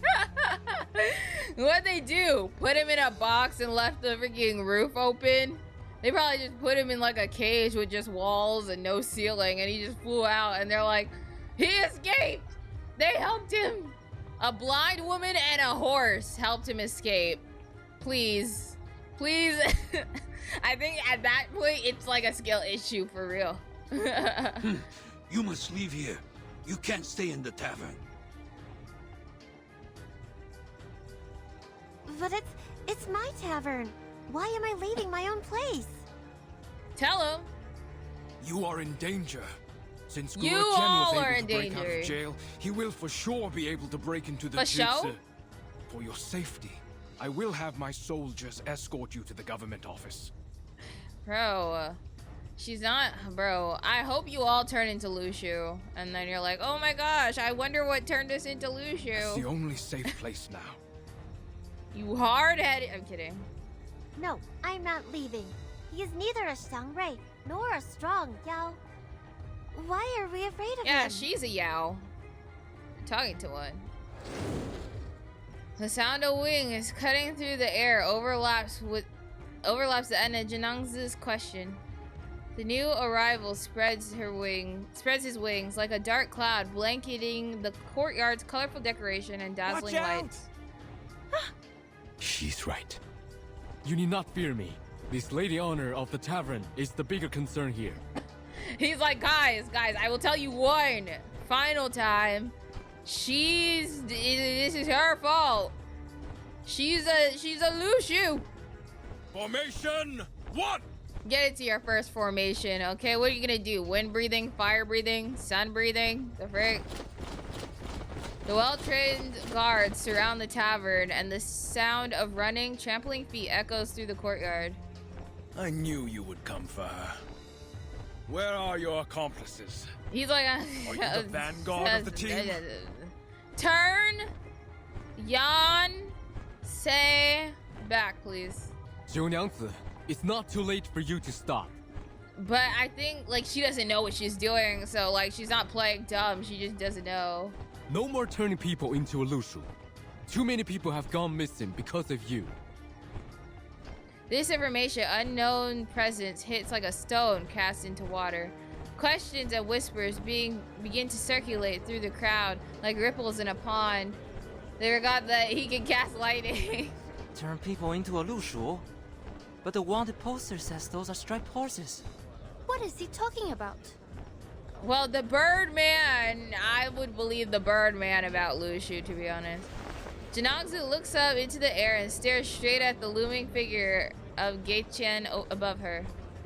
What are you talking about? It's your drinks. I don't know if you realize it, but you're putting arcane skill in there. And that arcane skill is turning people into Lushu. You know nothing about Lushus. Besides, what do I have to do with the missing people? Okay, part of me are like, how does... Okay. Question for the court. How does she know? Let me get rid of chat. Hold up. No chat. Okay, question for the people. All right. How does she know he knows nothing about Lushu? Unless, right?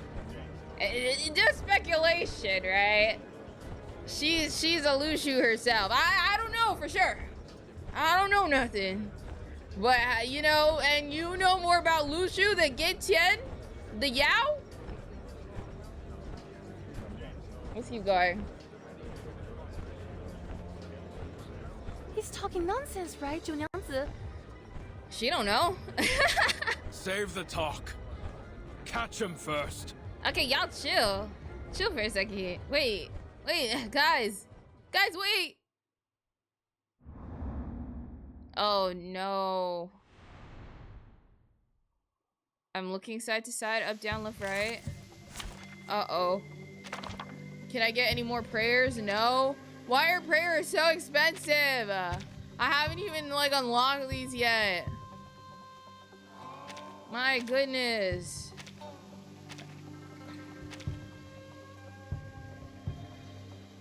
I'm not reading that. I'm not reading that. Oh my gosh. Get him, Pickles.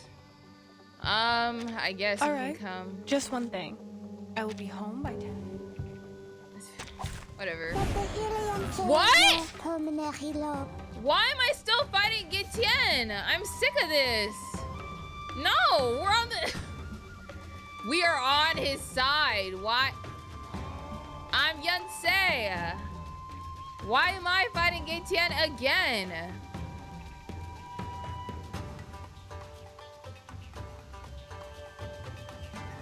Take it easy. Frick. The puppy agreed with your decision. Take it easy.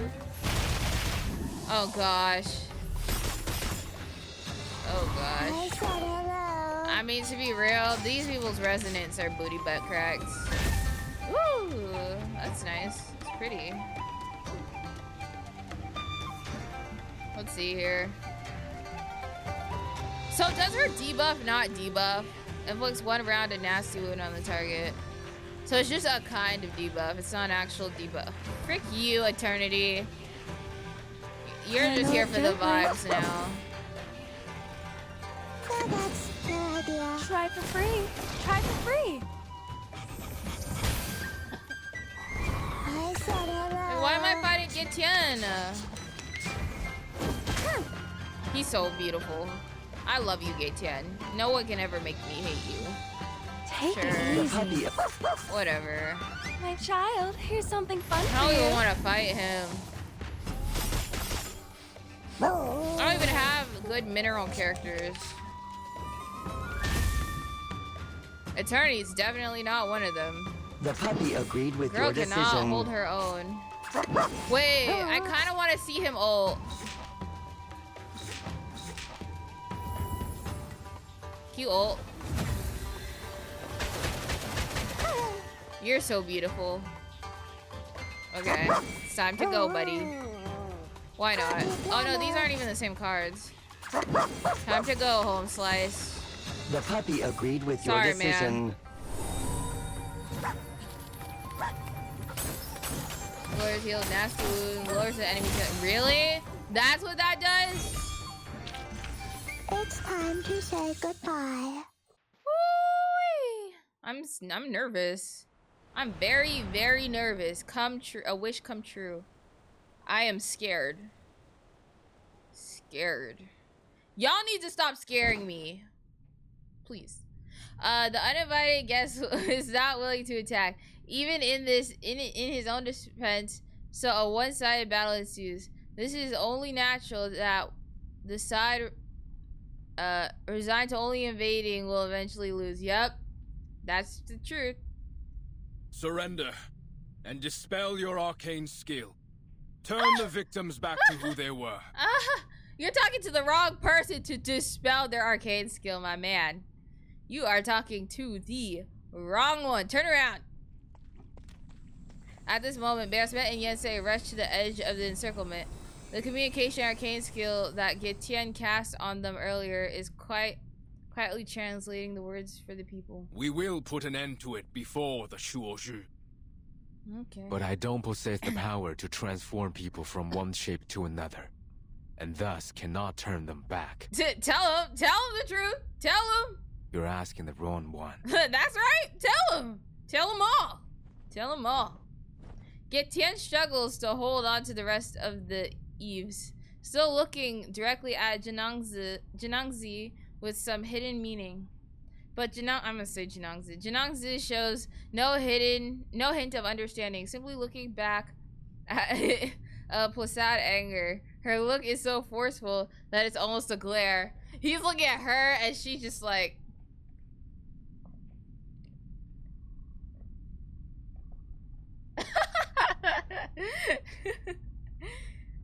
Why do you have to blame this on me? I've never met those missing people. And I have this no song. idea what you're talking about. Not this song. Jinangzi, I know you don't understand, girly, but Is this because... Did you have a grudge against me or something? no, girly. No. Nothing of that sort. I'm here only to prevent an unwanted escalation.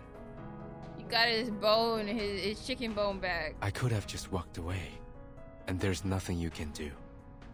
I could have gone to other mountains, and life would have continued as it has always been. Exactly. That's what they're, bro. But for those who have been turned into half-Lushus, Real. no one can get them out of this trouble.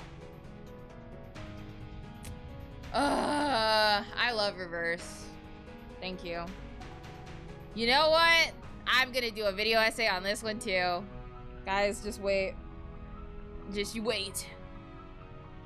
Jinangzi stands stunned before him. After a moment, he struggles out an accusatory remark, but her voice trembles slightly. Oh, she struggles. Oh. Been turned into half-Lushus? Are you saying that the animals in my backyard and those in the Jitsu... Yes. Are they all the missing people? And you were about to make them jump over a bridge. That's the funniest part. But I thought they were just Lushus. The first time I saw them, it was clear that we were alike. We're just some... You guys are alike because you're also a Lushu. You guys are alike for a completely different reason. You know? Have divine beasts. You got it. That's just like you, for real. The crowd is thrown into commotion. She turns a deaf ear to them, and once again, she stares blankly at Tian. So they must not be humans. I've done nothing to transform them. It's you're contaminating the water with your arcane skill, girly pop. I'm just taking good care of them so that they can tell me where they're from, and if they can, take me home. See what the frick I mean? Like, I'm confused. Does she know or does she not know? Because what does she mean she's talking to these Lushu and asking them to take her home? That's what I freaking mean. Like, she knows. She knows something. It's a reference to Belle from Call of Duty Black Ops Cold War. Her trembling words usher in silence. Tian, who knows she has already begun to waver, can only sigh. It seems he is starting to see the whole picture of what it is. The Niuyang Mountain shelters the beasts. The beasts have white heads, red tails, the bodies of horses, and the markings of tigers. When they neigh, the sound becomes music. The name is Lushu. The striped horses you keep in the yard are half Lushus. They look like what's told in the tales, and they cry like humming songs in the moonlight. This was the girl who said, "What do you know about Lushus?" And the wooden dolls infuse your arcane skill, the shape of will, into the liquor, which turns people into Lushus or half Lushu. As for the dolls, they were once soaked in the water of Peiling River. Were they not? The stream runs through the backyard. Mm-hmm. No. No way. They went there just for fun, or a bath. They should not...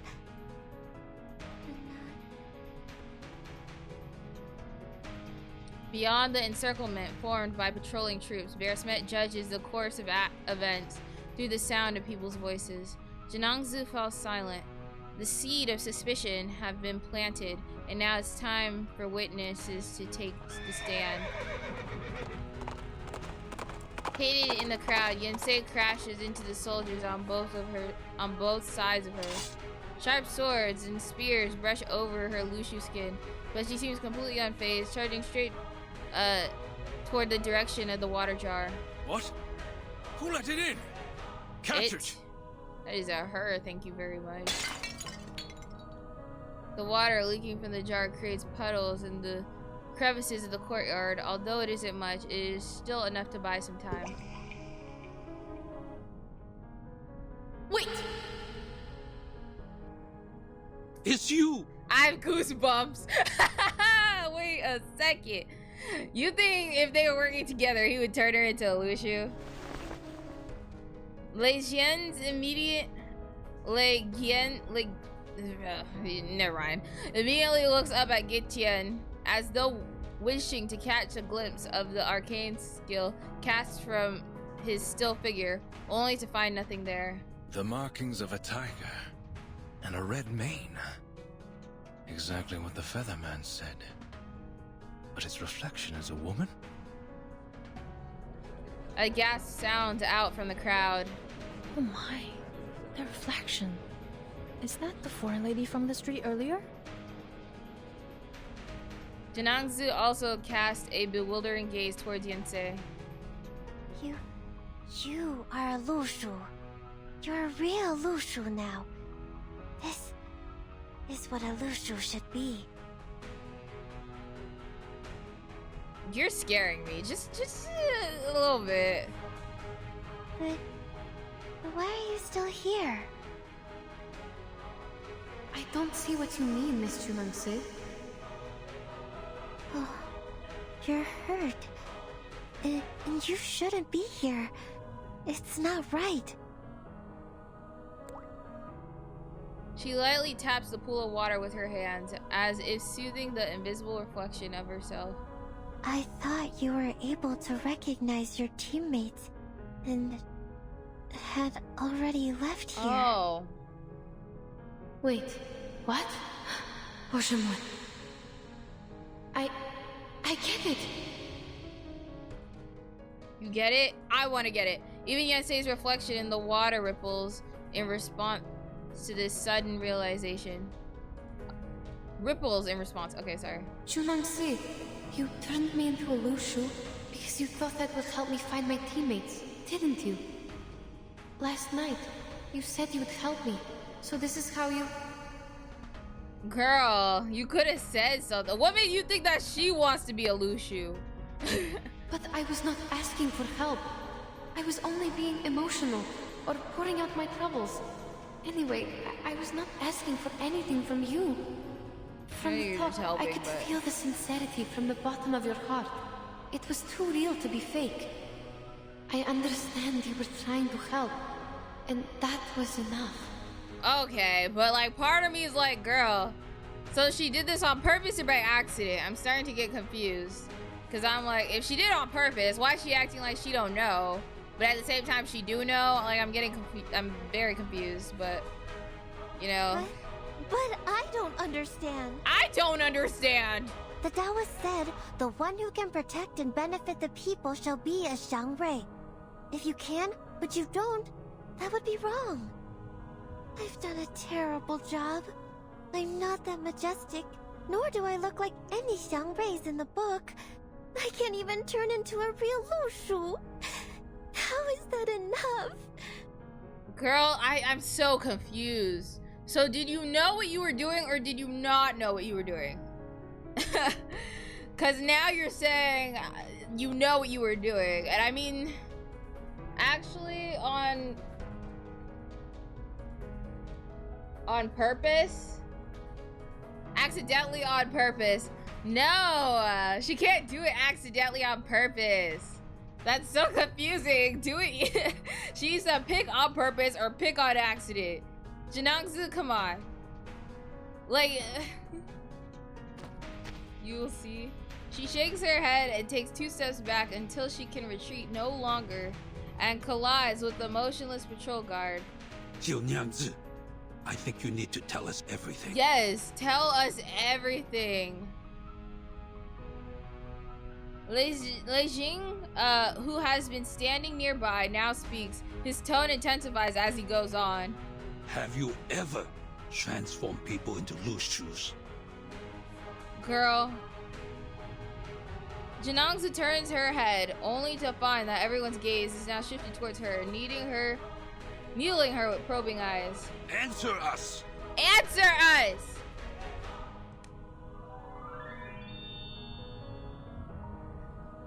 Janongzu!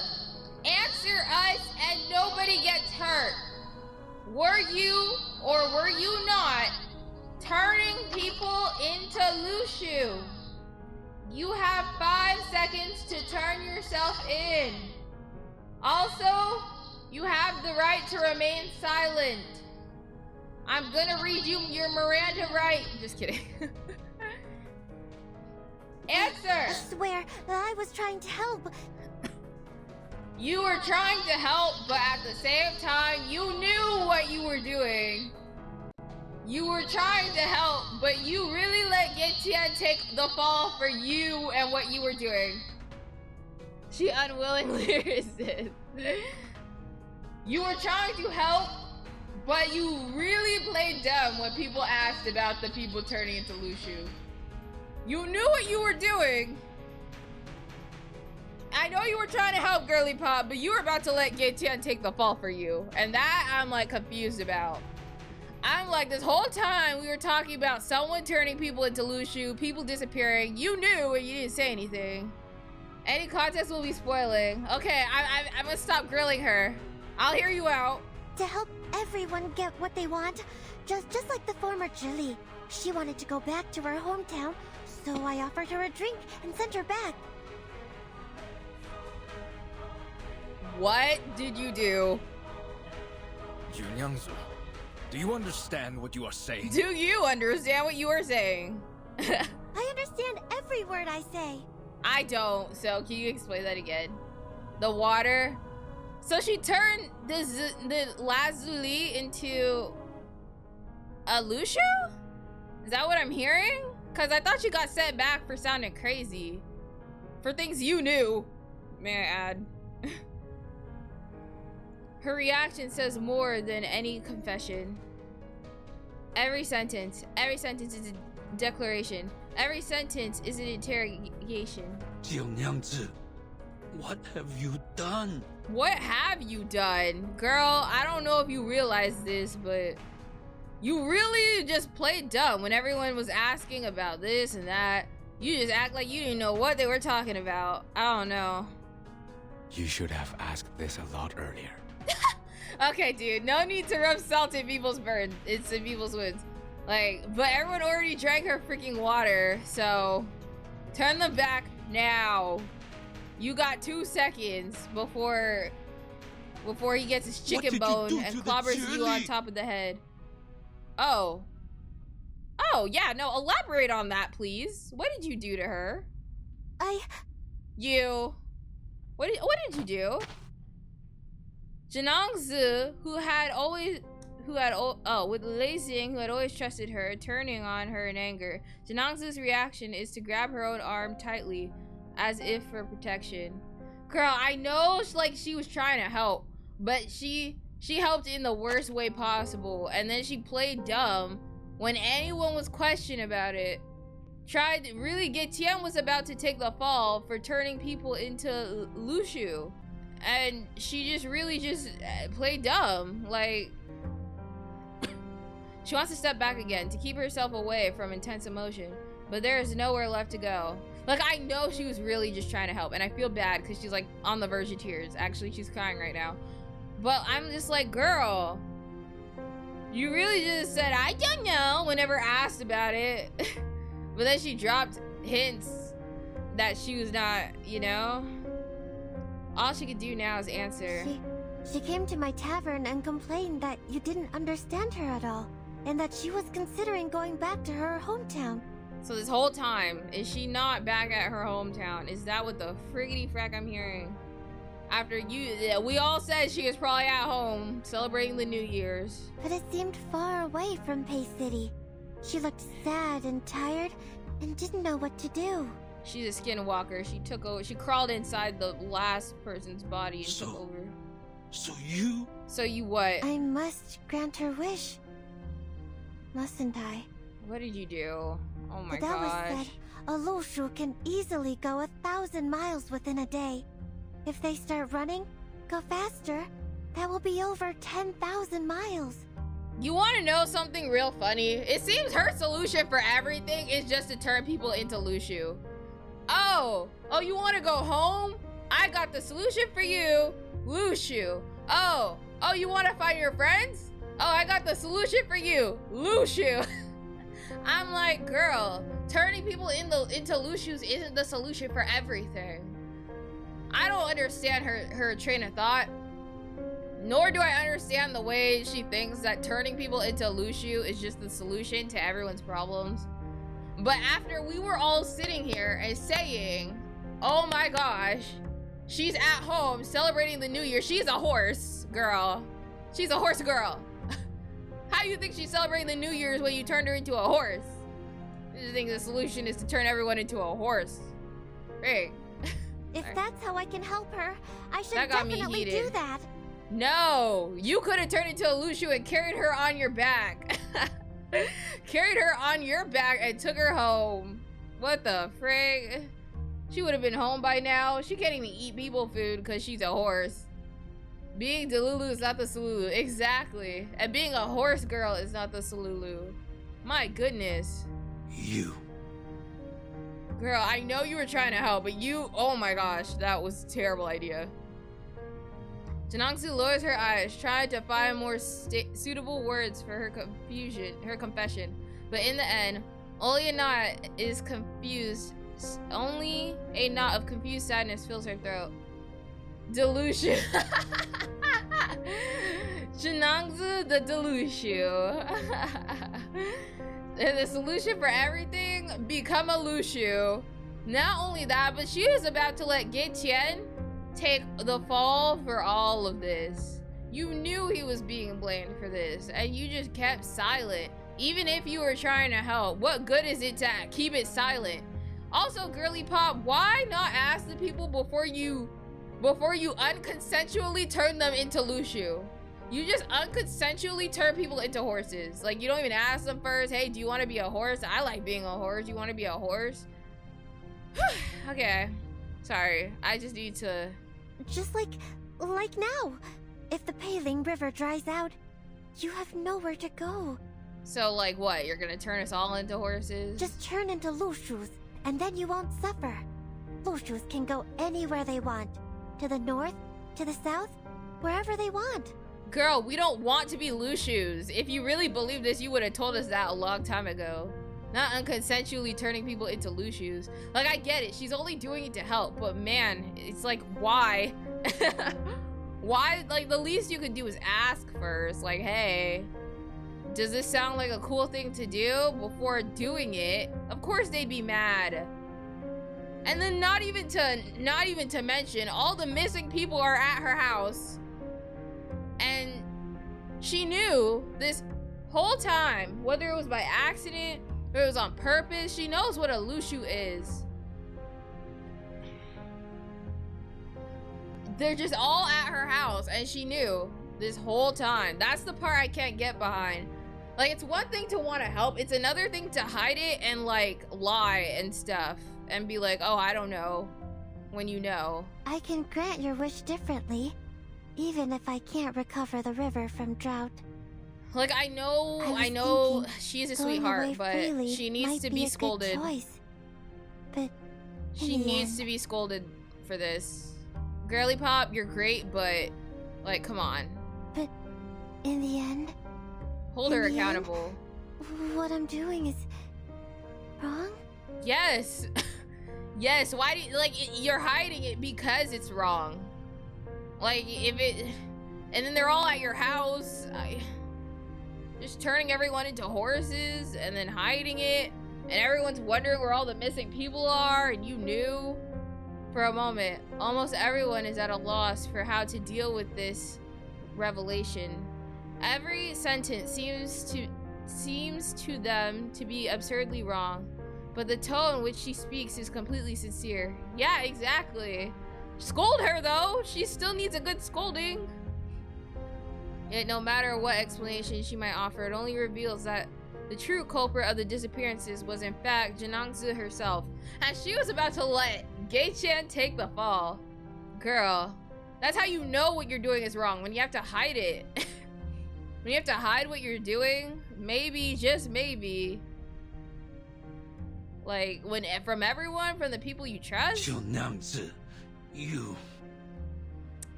No one familiar with Jinangzi anticipated this moment.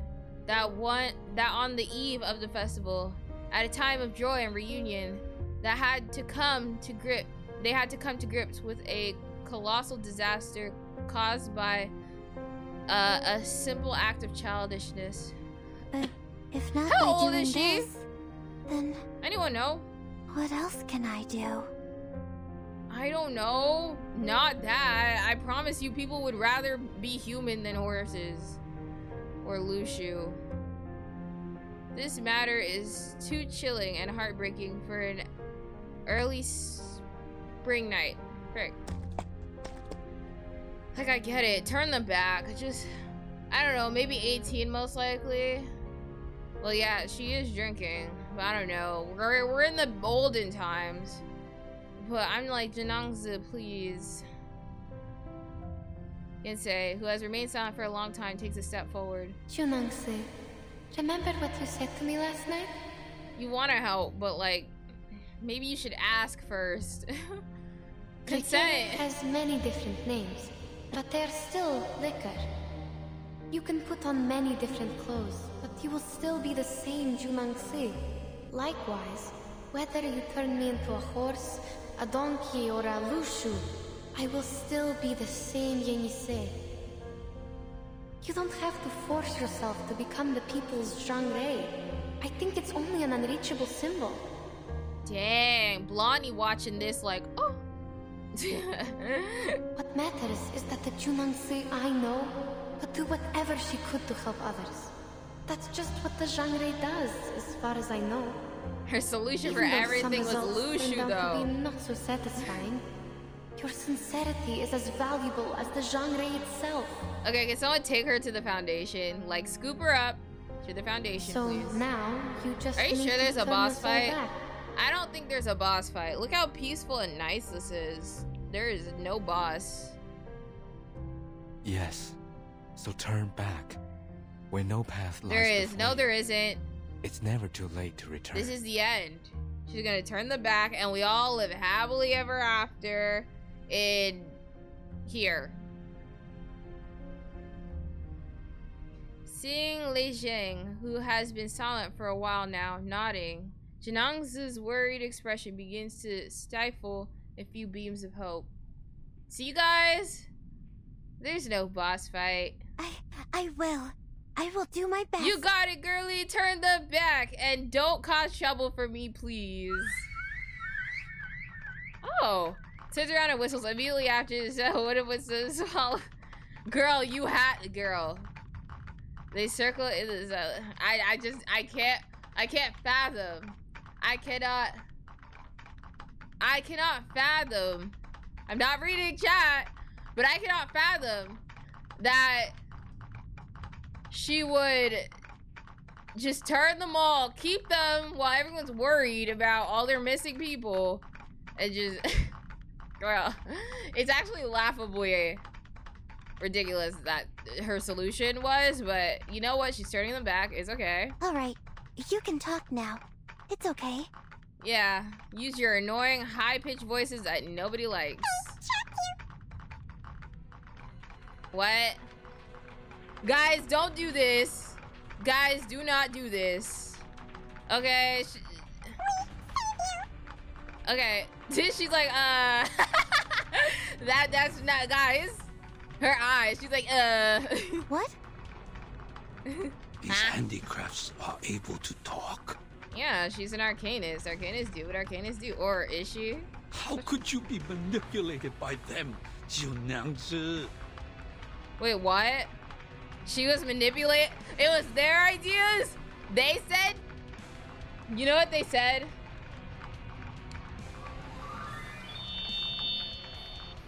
Oh, Janangzu, just turn them into Luxu. That'll solve all their problems. They said, Janangzu, you know she wants to go home, right? And it's so far. Why not just turn them into Luxu?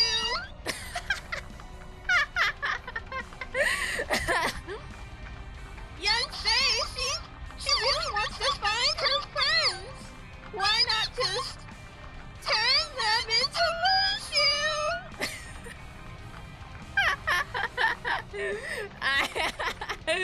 and she said, bet. I'm sorry, Janangzu. Girl.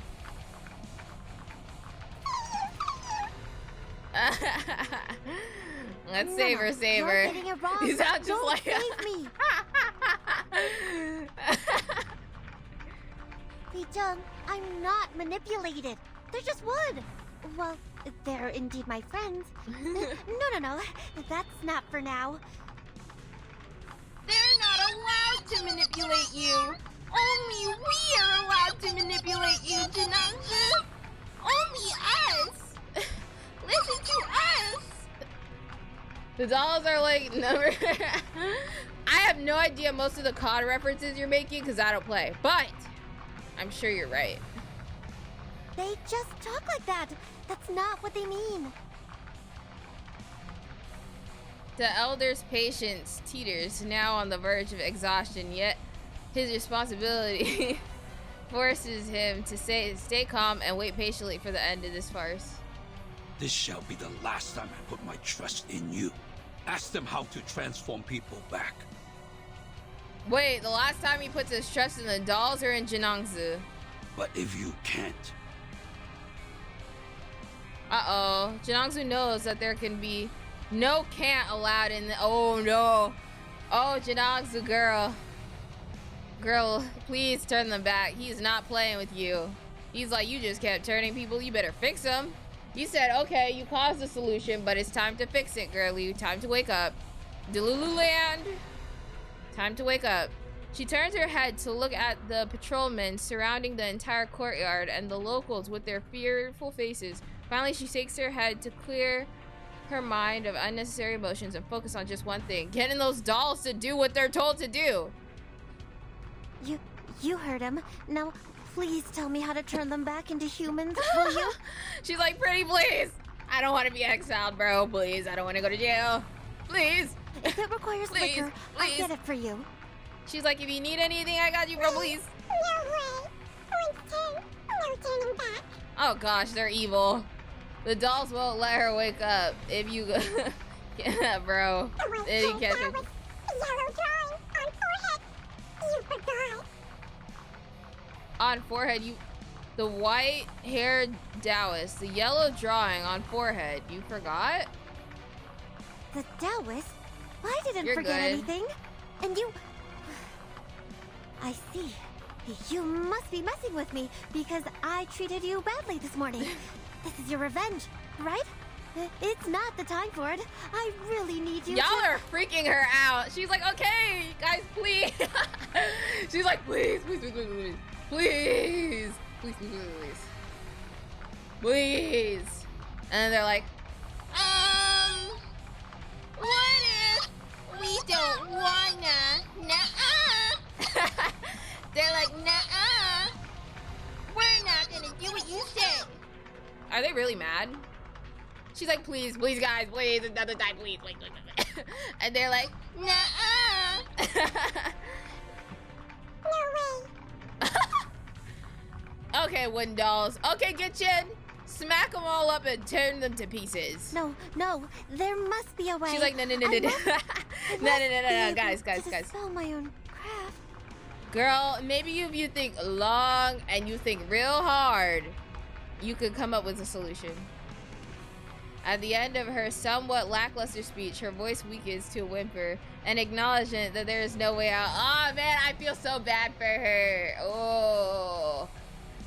Whew. I hope you got this in, girl. You must come to the jutsu with me, Junyangzi. We'll see what we can do. Oh. I mean, she's innocent, really. Those dolls have been manipulating her. He signals the patrol soldiers to come forward and take her away. At this moment, Jinangzi no longer seems willing to cooperate and instead takes another step back. What? Guys, the whiplash. I'm sorry, but I must fix it. I can fix it. This is all because of me. It's okay, girly. It's okay. You got this. Just concentrate. Focus. Torture the dolls if you have to. Torture them. She makes a ritual gesture, attempting one final desperate act of self-salvation. Oh, my heart. I will think carefully. My heart. Of what I like, did I know before. I just scolded you, but that was out of love, girl. Come on. You got this. I can do it. I can do it without them. Yeah, I believe in you.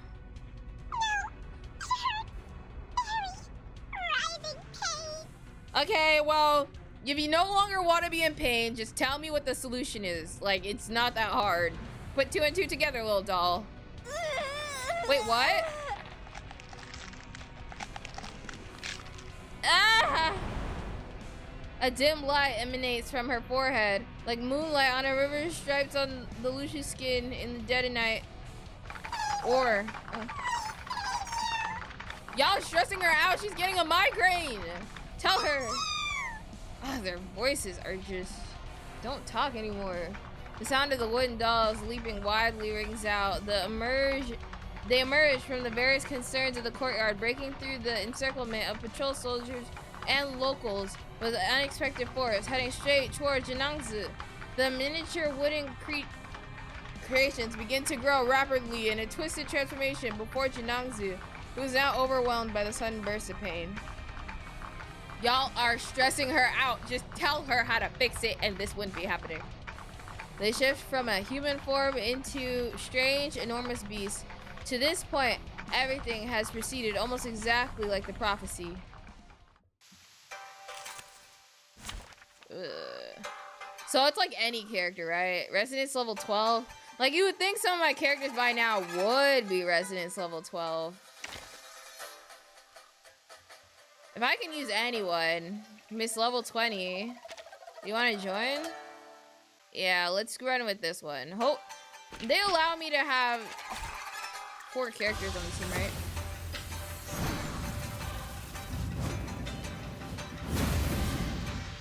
The puppy wishes to come along. Okay, I haven't used this woman yet. I don't even know what she's capable of. Okay.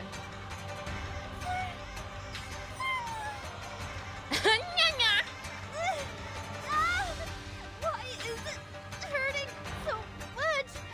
The Taoist has never told me. The Taoist has never told me. My head.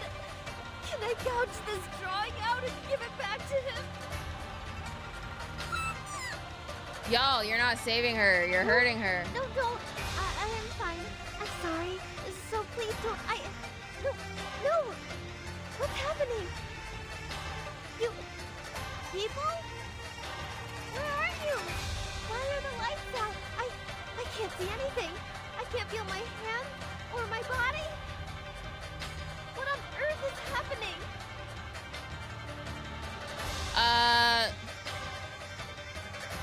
First off, hey. Okay, let's see here. No. Blazing all characters gains. Oh man, I forgot to mess with my prayers. Oh well. All characters gain damage bonus 10+ at the start of the round. Heat burn on the enemies. Is heat burn like regular burn? So is that good for Spadadia? Is good for preventing ultimates? Hopefully we'll be okay.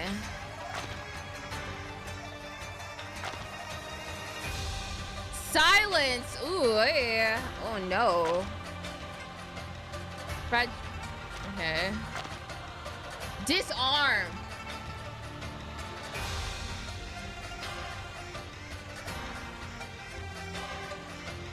The only thing is has immunity. Okay. So guys, they have disarm and silence. Why? And what is this? Damage reduction? Look. My white woman, help me. Taunt.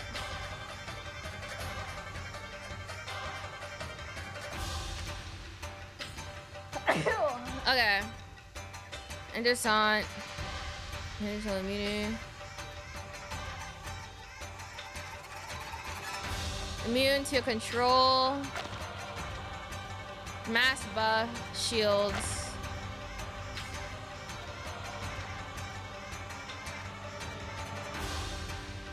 I'm sorry, this song is so fire. I'm in the stream for now. You're good. Let's see. You know what? I think we're just gonna go for it.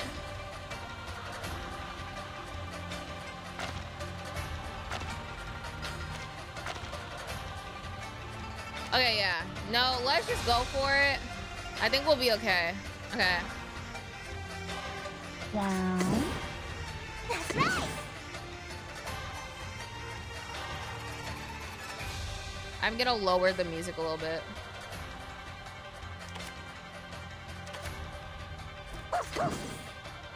Nice tactic. Run. Start running. Hey, like a lighter. Hey!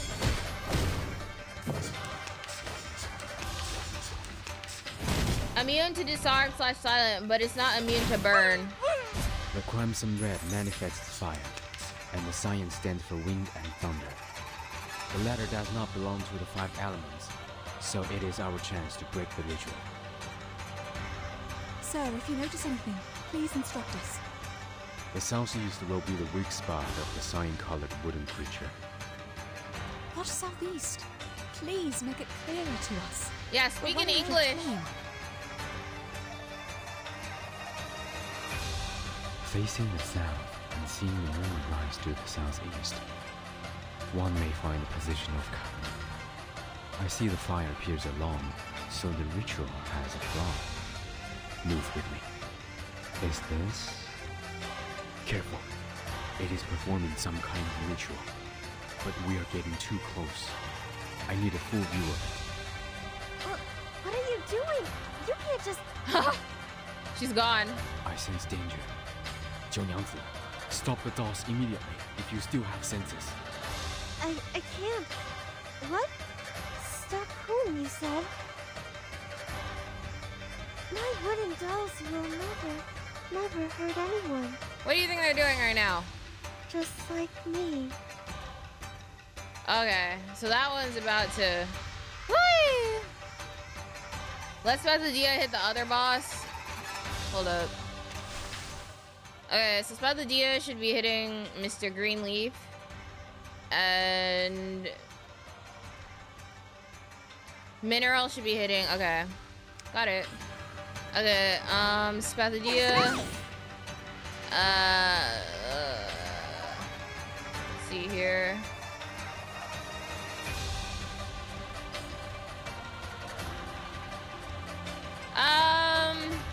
Smart thing to do.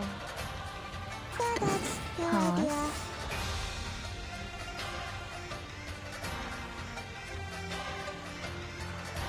The puppy agreed with your decision. Oh gosh. I said hello.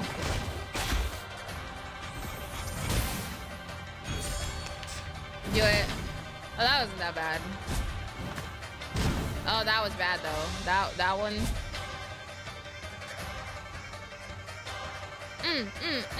Okay, this music's really good. I'm sorry. Yeah, here. Nice tactic. I know it. I know that doesn't like hit anyone, but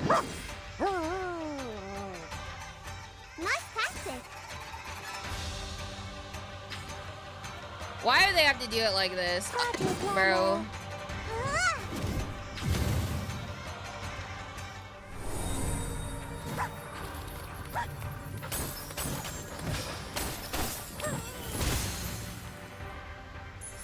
Oh gosh. Oh! Snap, my bad.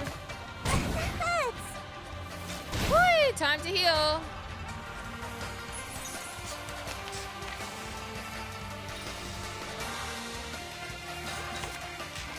These cards out of my face. Remember, don't use your ult too often. Oh, yeah. Multi-targets. Oh, yep. Okay, got it.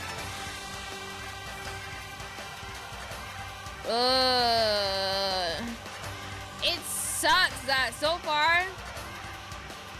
Are there any other characters with the move disarm? Because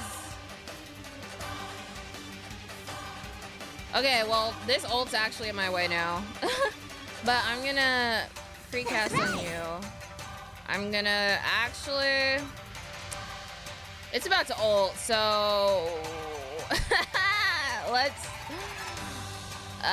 what does this do? These are only single target. Mass attack, single target. Soneto. Oh, Soneto too. No, Jervis pacifies. Soneto disarms. Now I can see why people have Soneto. Shield. She ain't got no shield right now. And I could shuffle, but I need this healing card. So you know what? For now, I'm gonna ult. You know what? It'll be okay. Come on, this is the one punch. The puppy agreed with your decision. You guys can survive? Wait, did I switch before I did pickles? Man, switching between targets is sure something. Okay, I did. Cool.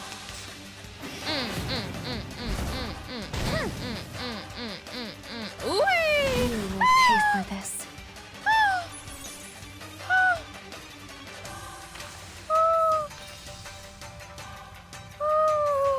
Okay. I'm muting. Frick me, bro. Oh, no, no, no. That's your idea. That's right. Down. I'm gonna use an ult anyway. Oh wait, no, I already have balloon party shields on, actually. Yeah, get him. Get him, woman. Did anybody get hurt? Hey! Thank you. So sorry, miss. She said, say you're sorry. Oh gosh, girl. You're getting your oh, pickles. Time for a shuffle.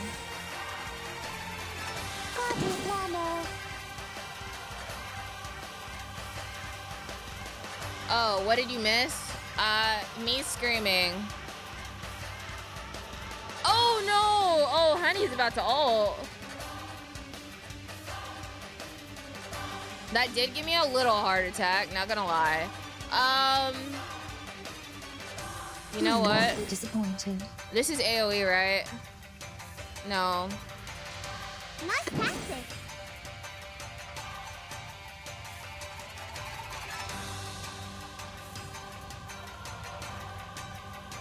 Okay, let's see here. I can't have Pickles dying on me, so.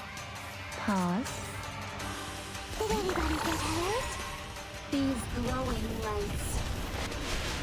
I've never seen her ult before, so this is for me, really. This was really what? Wait, what does her ult do?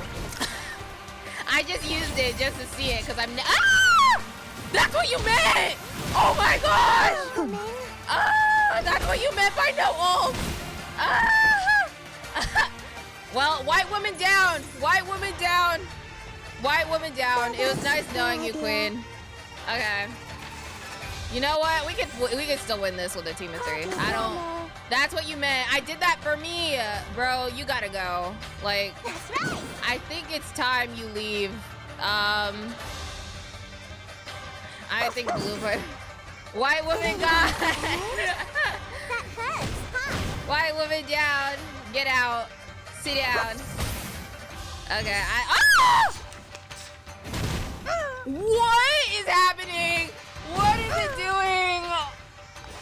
We don't care. We can still win this. I don't need them. I really don't. I don't need them for real. Nice practice. I don't need them. Please don't die. Oh, it's about to ult. Never mind. I might. Oh. Ah! What?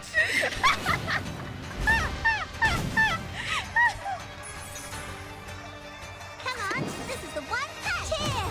Please, Fathadia. You have one job, and that's take him out. Yeah! Smathadia! Standing ovation for Smathadia. Thank you, Smathadia. Smathadia is a lone survivor. I didn't heed your warning on the ults at all. But, and look at me now. I don't even know what it did to me. To where everyone was taking so much damage for no reason, but hopefully there's a phase 2. Is there a phase 2? Yeah, no, screw you, you ugly wooden dolls. You know what? Screw you, you ugly wooden dolls. Everyone hates you. Jump into a river or something. Thank you. Leave Jinangzu alone. No, there's only one. Okay. Sorry. No, it's okay, girly pop. It's okay. Mommy, I'm sorry. Oh, no need to cry for your mommy. Everyone, Smathadia. Oh my gosh, Smathadia. Oh! Oh, honey. Are they? I heard no noise. They aren't. No more dolls or rituals. It's over. But you'll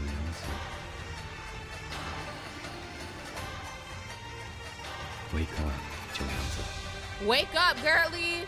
Wake up from this delulu-ness. I heard something. They didn't say goodbye and they left me, right? This song is so good. I'm sorry. Yeah, right. Like always. It's time to say goodbye. Don't miss me. Guys, I'm gonna try this one more time. Not right now, but I'm getting that last star. So help me. Jinangzu sits slumped in the debris of wooden dolls smashed through everyone. Joint efforts. The pain, you know, I didn't heed your warning when you said don't use ult. I was like, I've never seen this woman's ult, you know. This is a little fun time to use her since she's not built. And I got smacked by my own curiosity, so. Jinangzu sits slumped on the debris of the wooden dolls smashed through everyone's joint efforts. The pain fading from her face leaves only a desperate look of despair. She holds the fragments of wood, helpless, as though she were that weak and panicked. As though she were that weak and panicked girl in the bustling marketplace once more. Seems what they said is true. I can't do it. I just want everything to be back to normal. Is that too much? There should have been ways to undo it. But now, even I am confounded. Your pain is real. Then...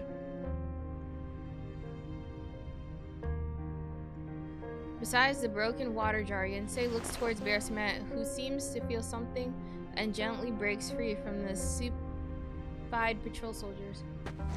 Ugh. This static courtyard is like frozen scene. Bear Cement is the only actor walking freely on stage. Not being able to see the danger gives her an unworldly calm. You said you can't do it. Not that you don't want to, right? The arcane skill with conditions cannot be taken back once it is cast. Just like the irretrievable curses and vows in Siberian shamanism. I can see some markings on this girl's skull, like an unknown seal. I've been speculating about what caused limitation of her power. This may be the reason why she's in pain. A seal powerful enough to change one's marking on the bones is not to be easily broken. Skull? Oh, and you will also take damage. Dang, that's crazy. I'm gonna have to do it right. I'm gonna run this back right after, guys. Oh. Janangsu raises her hand and touches her forehead. The yellow drawing upon it should have been swept away by the sudden movement, forming a colorful mark or something else, but it doesn't. I don't know what you're talking about. Her exploration bearing no fruit, Janangsu waringly withdraws her hand and gives up on her investigation. I can't. I can turn them into Lushus, but not the opposite way. Aww. Maybe I can't be a Xiangrui at all. I'm not qualified. At this point, the story has entered an unsolvable impasse. Alright. There's one more question that seems to be overlooked by us all. How many people have drunk Zhenengsi's liquor? You're all gonna turn into Lucius. In the merry festival spirit. This is about to be Lushu City. Damn, that's tough. Okay, I'm gonna run it back right after I finish the story.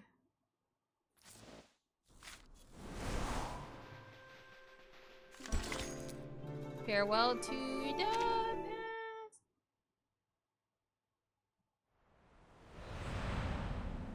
Farewell to the past.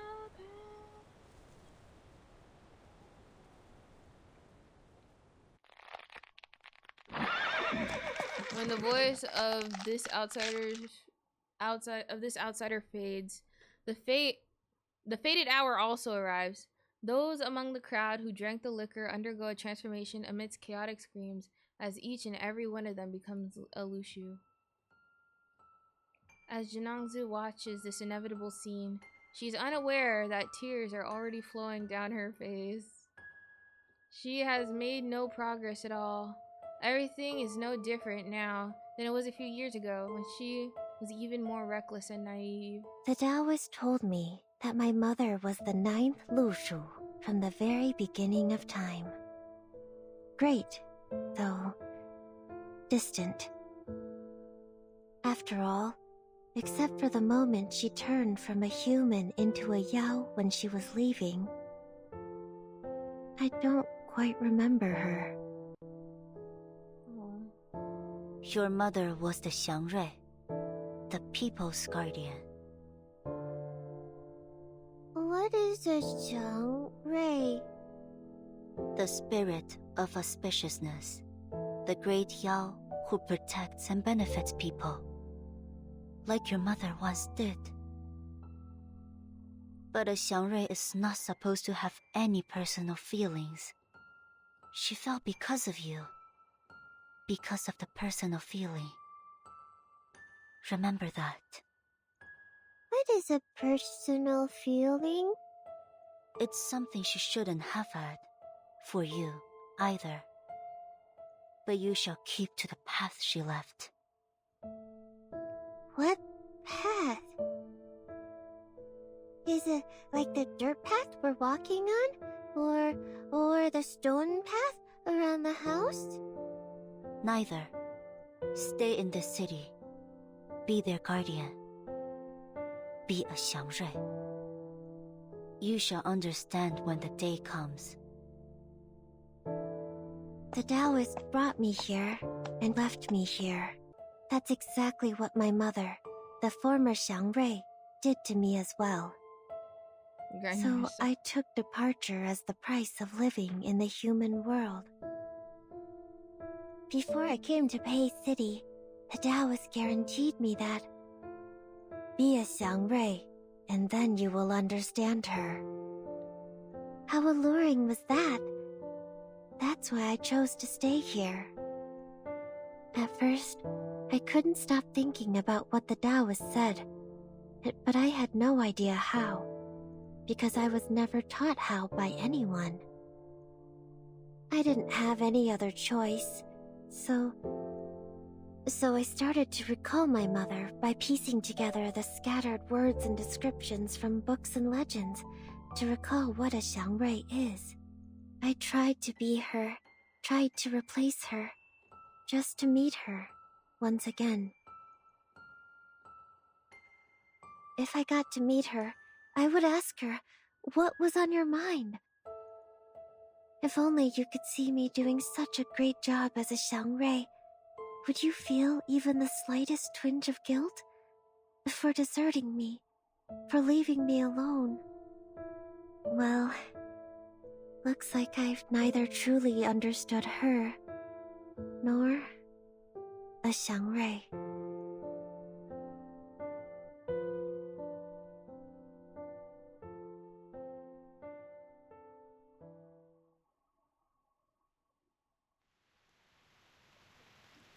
Dang, that's tough.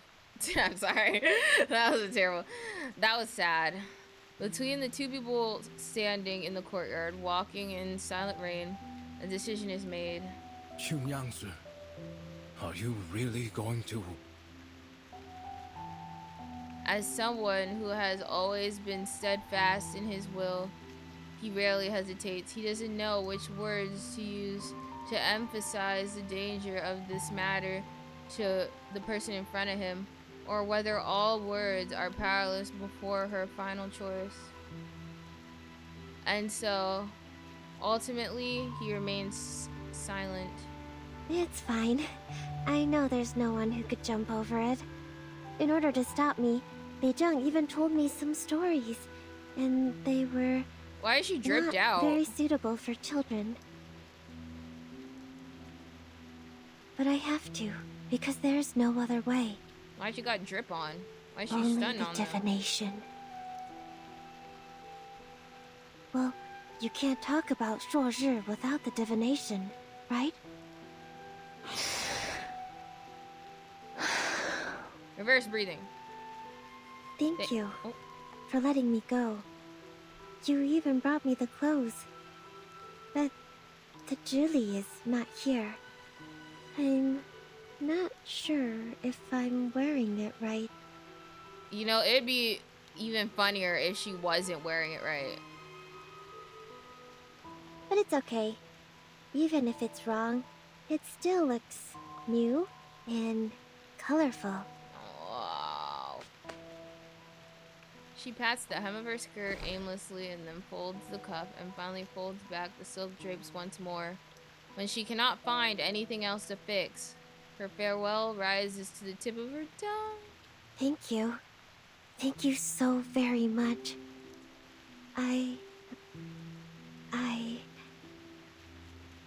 I'm leaving.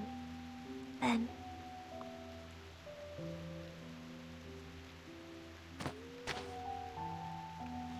Denangzi steps back and places her hands beneath her forehead, palm to back. She bows farewell to Fashao in the hallway, and the Lushu turned from Legion. A gesture of gratitude and an apology. She has never performed such a ritual before. This will be the first and last time. Perhaps we will find another way. You don't have to. He doesn't finish because anything he wants to say would be untrue.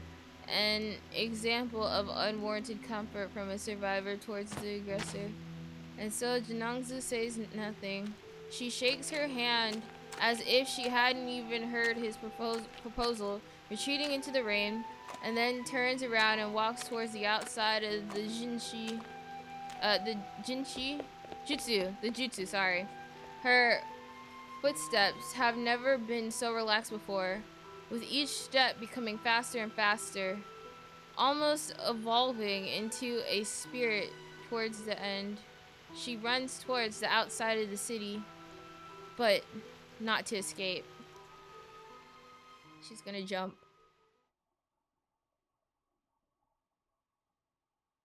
Maybe one day I'll do account reviews. I've thought about it.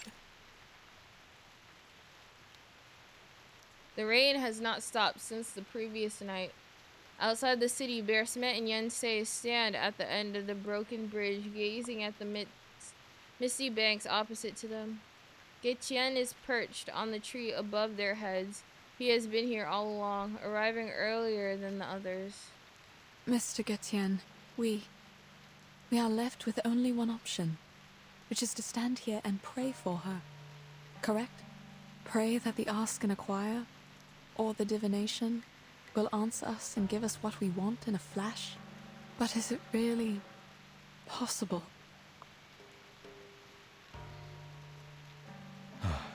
I think not. The whole city are Lushu. Like, Bear Smet listens to the advanced footsteps around her, emanating from all those who are walking toward the broken bridge, still remembering the assumption's significance of this new year's day. At first, she tries to distinguish the voices that might be Fashao and the others. But as the rain grows heavier and louder, she finally gives up. I heard today is a special day for the locals, known as Sui Jiao Chuan. Sui Jiao Chuan. Mr. Getien, what is Sui Jiao Chuan? Bear Smet holds her wet finger to one side and tilts the oiled up umbrella towards Yensei. The Lushu silently approaches and leans against her tightly. It comes from an Asian proverb. 百载难逢，岁朝春. Amazing pronunciation, Lushu City. It's the first day of a new year, and the first day of spring. We obviously can't leave everyone like that. The beginning of spring corresponds to the lower trigram of Kan, in the direction of Gen. It is the season of life. Look, he's so happy. A time when the weather is clear and young fills the air. They are pleasing to the ears. But I don't know what to make of it when all these are put together. Li Chun is one of the 24 solar terms. It signifies the beginning of spring. A Demon Slayer reference. Sui Zhao Chun is how people would call it when the first day of the Du Shuo festival and the first day of spring happen to be the same day. It is a once-in-a-century good sign. Indeed. It's also the first day of a new year. I like the coincidence. Do you still find it equally pleasing if your teammates are not coming back? Can we at least keep one of them a Lushu so we can ride them back? Sorry, that's rude. Then I will take them home Lushu as long they are enough now, and see what I can do. Sure they won't be like, let's sacrifice her anymore. I know the words are hidden behind your silence. Forgot how annoying those but people were. But this is the best option for now. Maybe it's because they turned into horses and stopped using their mouths. After all, as you just said, Lushu. Prayers are not enough to bring them back. They could, for a time. But that's only what happened in the past. As you just said, good days only exist in our memories. That was before the flood. The aftermath of that disaster lasted longer than I thought. I was so wrong to think it was over. Bear Smet looks up. A drop of rain falls right into the fabric she uses to cover her eyes. Then more falls, and more, gradually wetting the entire weave's surface. She listens without intending any comment. It all began with the unstoppable flood. At first, it was just a few unusual tides that no one noticed. Then, the flood came, followed by the destruction of the bridge. The temple on the mountain thus lost its connection to its pilgrims. The prayers were no longer answered. I do not understand what caused all these things. My people left the mountain to help with the situation, but they never came back. And now, even this river beneath us is gone, just like the Yuan Temple, forever lost in the fog.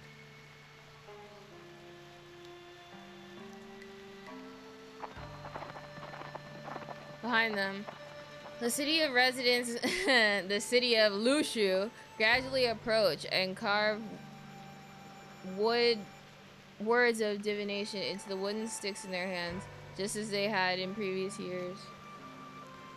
They are prepared for the fact that there may not be an answer to their questions, but they know nothing for the reason why. Bersmet feels the weight of the growing crowd. They gather and write in the rain, working tirelessly for a long time.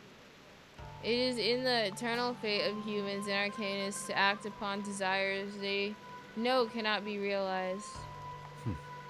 It's useless. The god won't hear us, nor will it see us. Please know that I don't mean to offend you with this question. Please. Can't you take those people to the other end of the bridge? If the condition of the divination is to go across the broken bridge. Though we're both outsiders in this place, you are more naive than I am. Huh? One can only meet the condition by going over the bridge oneself, even if the price is their life. You might think it's cruel, but what good would it do if people were easily given what they asked for, without paying a price? Y'all better jump for your lives. Wouldn't it make other suffering a joke? He's not wrong. Getian lowers his head to look at Bersmet and the quiet Yensei beside him, thinking that they would perhaps not believe his words. He rarely needs to say so much to others in such a short space of time, but since he had already started, he might as well finish. You don't believe me? I'm trying to understand. It's all the same. I can take you to the other side of the bridge. But you must not be disappointed if it ends up fruitless. Pardon? I can take you there. Why? Why the change of mind? Bro, the bro's words have been conflicting with his thoughts and actions, like, through the whole game. Haven't I mentioned it before? Mentioned what? Your bones. Among all the others, you are the only one for whom I do not recognize the markings on your bones. Someone special. He does not recognize your markings. Okay, let's do this thing. Let's get over this bridge for real.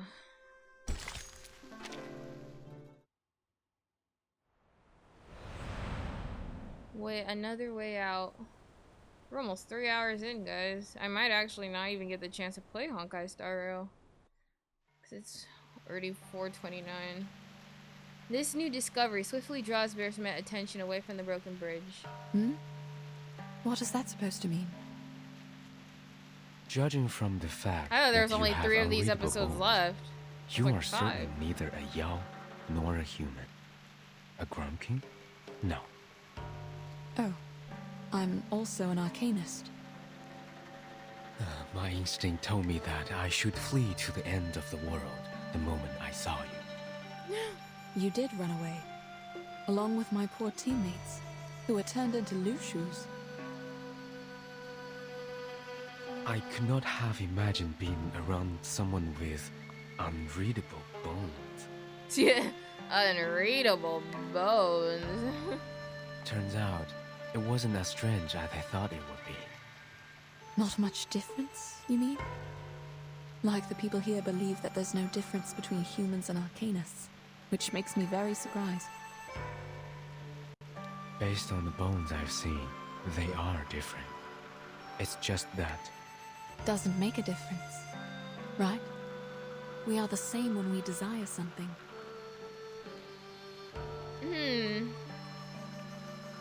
She really does sound a lot like Burton. Versmet turns her face towards where the people are moving. She holds her face as if firmly staring at something, despite her lack of sight. I wasn't questioning you or the temple when I asked you about flying to the other side. I wasn't even questioning the strange condition of this arcane skill. What do you mean? I was running out of options, I guess. It was just some futile effort I made when I realized this was a dead end. But I have no idea how it got to this point. Versmet makes her decision. She lifts the oiled umbrella and sticks it between the branches above her head, walking out from beneath the covers, heading towards the people carving sticks in the rain. Yensei does not stop either. She follows behind Versmet, just as she has been doing since their departure. Where are you going? I have questions to ask. Even if there are no answers? Yes.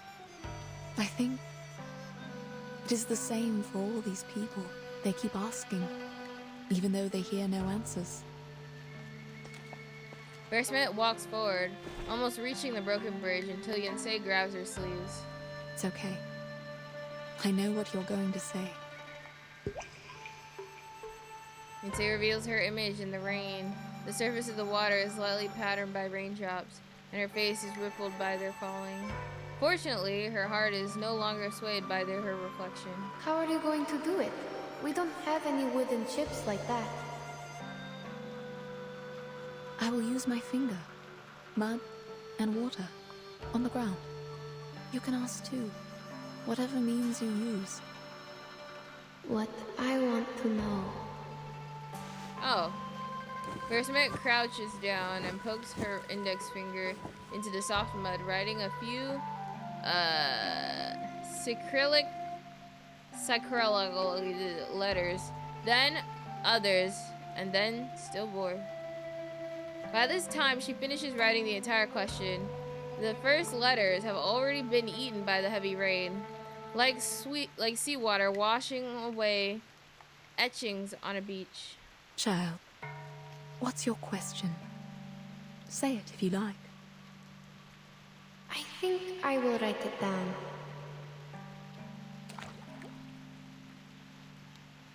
Yensei doesn't believe that doing so will have any purpose, but she cannot refuse Versmet.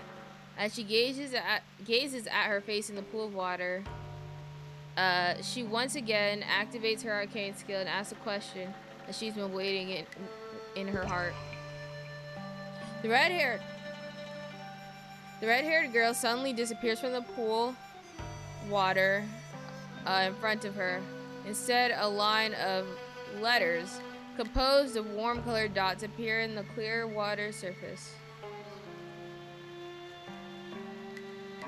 The girl looks at the water and realizes that the line of words doesn't even need to be fully legible. The rain pounds and waves rise. Water trembles in her question. Where is my water? The sudden emergence of more animal footsteps prevents Yensei from becoming lost in deeper thought. The red-haired girl reappears in the water, her tone as unsparing as usual. I like how they even let the words ripple to where it's hard to read. Are they still going to carry out the fortune walk? I'm kidding, I like it though. Yeah, get jumping. Yensei turns around, sorry. These animals, neither Lushu nor striped horses, have left the city's unattended jutsu and coincidentally arrive here. They are stood there naked and tired, unabandoned in any festive decorations. Unadorned, the ribbons and flowers Yensei had seen on that first day in the bustling market have disappeared. Not suitable for a present situation, after all. They are carrying wooden chips in their mouths. They're all here, right? Yes, with the wooden chips. They are here for the divination, but the chips are empty. They will have to ask in their minds. What would you like me to do? You can You can be their mouths, hands, and eyes. You can also do nothing. Just like the good sir waiting behind us. Who's that? Gutier remains in the tree and thus sees everything. And he heard that. His wings have become damp and heavy from the rain, and the cloth on his head is soaked, pressing down heavily as if dragging him back down to the ground, back into the mud, back to the place where the world began. He doesn't move, silently taking stock of everything that happened under the tree. I see. If they're here for the divination, I will help. There are many puddles on the uneven ground. After a brief flicker of light, faces begin to appear in the water. They fade one by one, forming a long, short sentences. Rui and Sei cannot understand them. This is all she can do. She continues to look for a while, then forces herself to turn around and search for Bear Smet. Madam, after we go back... Bear Smet smiles, shakes her head gently, and halts the girl's words. Bear Smet turns around, seeming to be facing Gitien's direction, back to the city gates from which everyone came. She can sense a steady stream of energy flowing towards some destination. You're wrong. It can hear us. Gitien is in the trees, shaking off his wings like a shallow, shaking off the reasons for making him feel so excessively damp. He knows that Bear Smet must not be talking to him, but the blind arcanist continues to work in vain. But then, he is wrong yet again. Who is that? Sound louder and louder against the breaking silence, accompanied by now nothing but the pattern of rain to the point. What? Oh my gosh, I knew it was doing that. And all they see is redness shifting past. Oh my gosh, it is Jinangzi. Get him, girly. Woo! Woo! Woo! Woo! Woo! Woo! Woo! Woo! You got it. Make the jump. You got it. Woo! Woo! Woo! Woo! Get it, Jinangzi. Make the jump. Make the jump. Make the jump.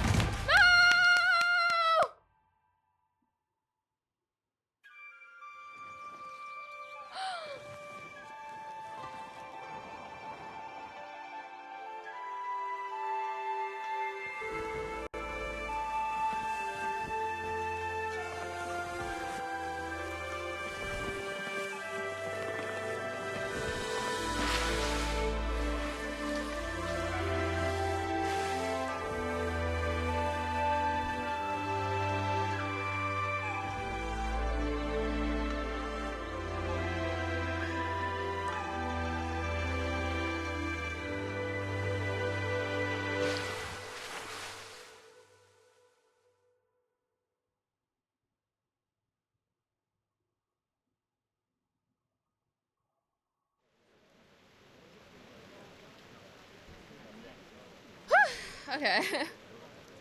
Reference has been shown. Both those familiar and unfamiliar with her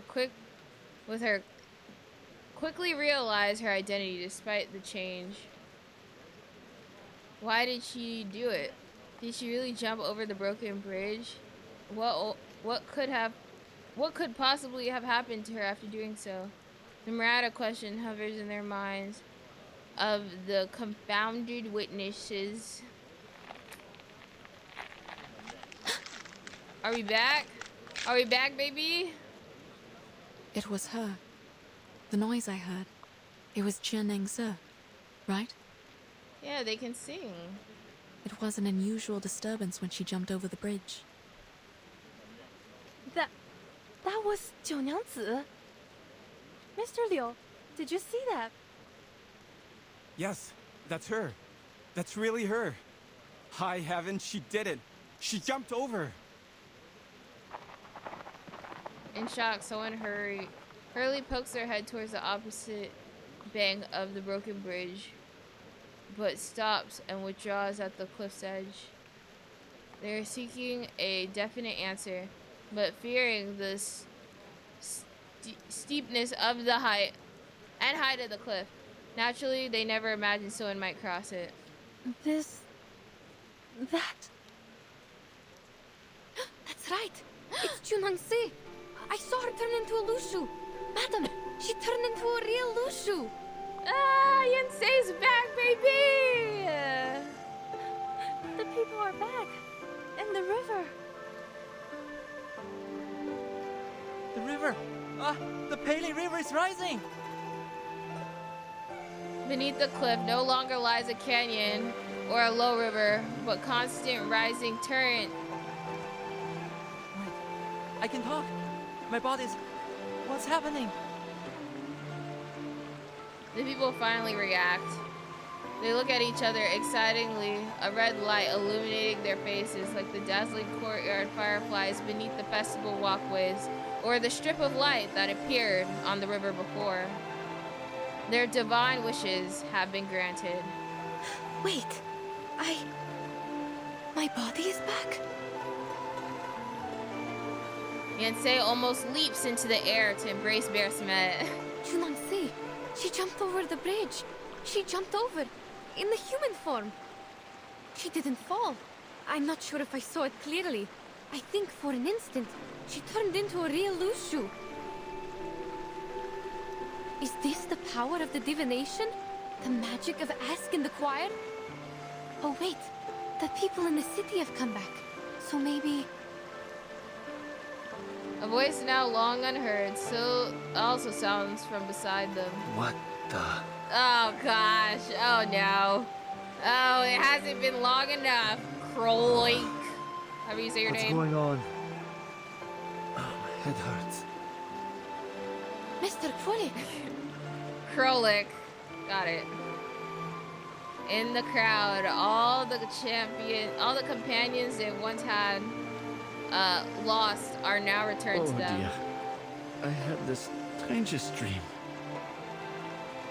And Mr. Urian! Everyone! Not permanently, though. They are over there! Madam, let's go see them! Without waiting for an answer, Yensei waves from the distance and immediately runs towards them. We are here! Bai Zai Nun Feng Sui Jiao Chun. It's indeed a rare occasion.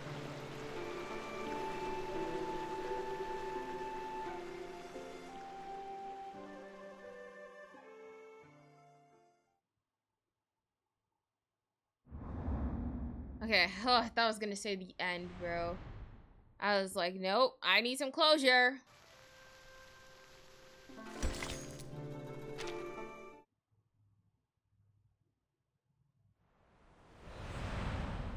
Ask and acquire, stage 22. Okay, I did not think there was, I thought there was like 19 stages. I did not think there was 22.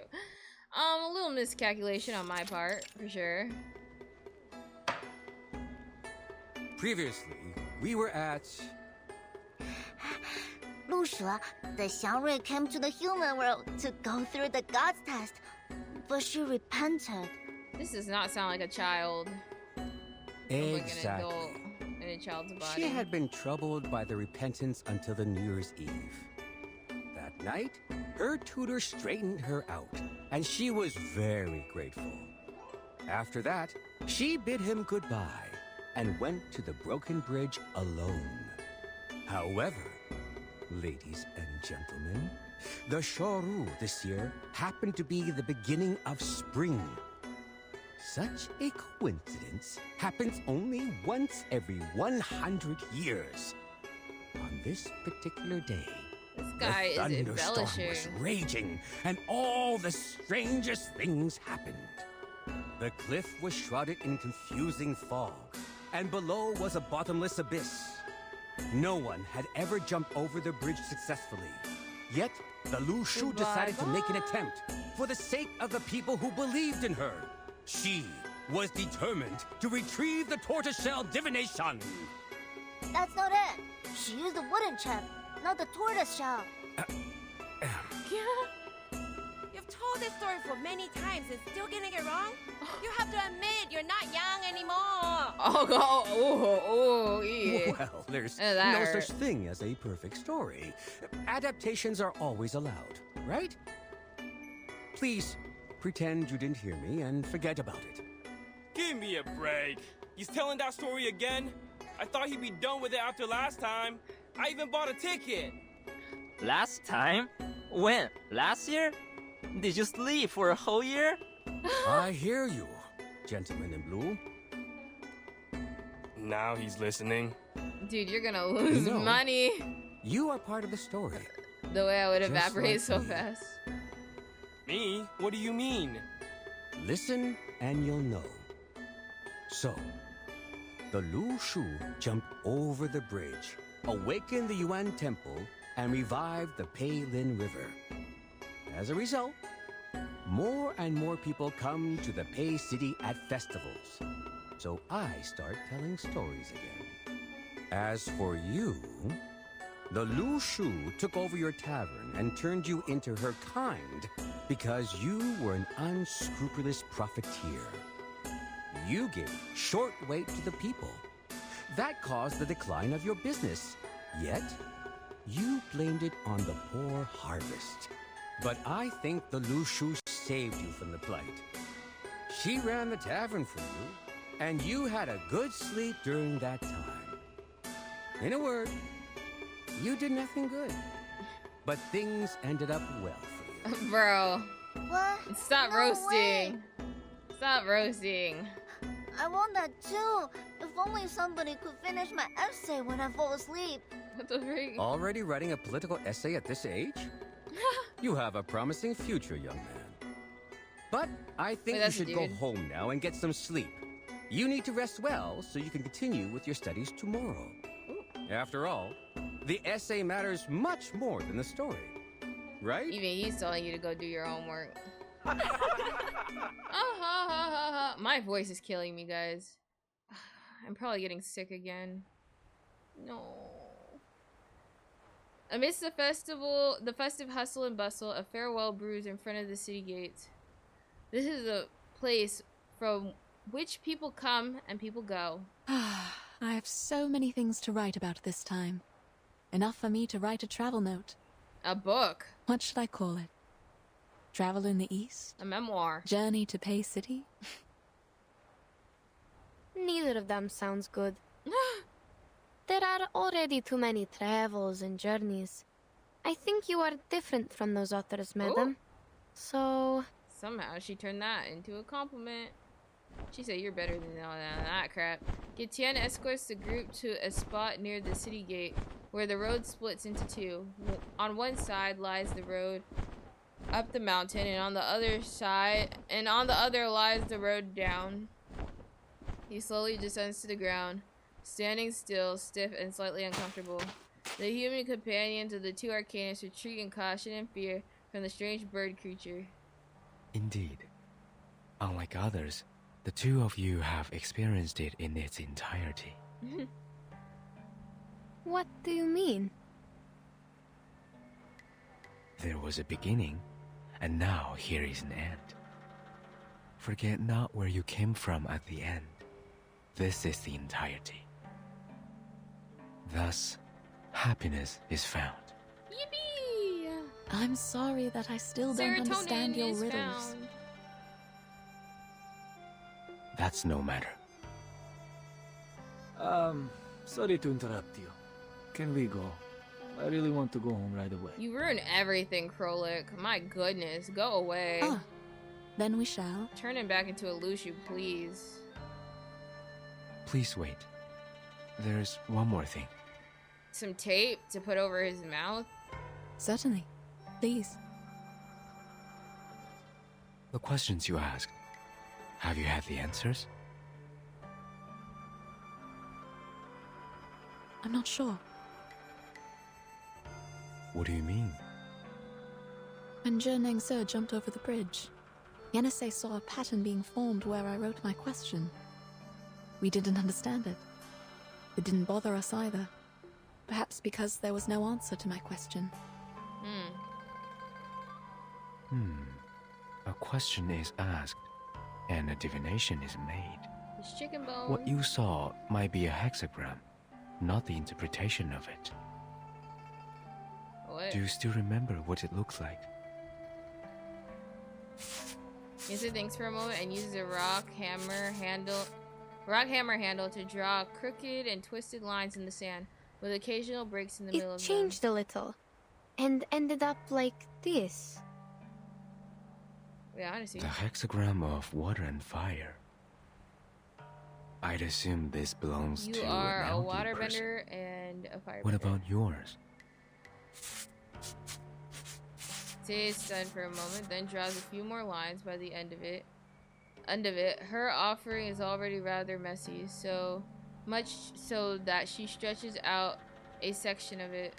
Fortunately, Gichin can still read it. This is Shu, the hexagram of waiting. Though I don't know what could be derived from it. The interpretation is simple. Above is water, the stranding dragon, advising patience. Below is uprightness, which means you will smooth away the obstacles. Which means... You will find your water. Oh. All you need to do is wait. Aww. Yes, thank you. I didn't know that. Okay. Frick, never mind. We are glaring. As for your hexagram, That's sarcasm. you have gone across Wow, the river. thank you. A decision has been made. I see. Turns out the divination doesn't help at all. Girl. It does, if you believe in it. Thank you. No, I know what you mean.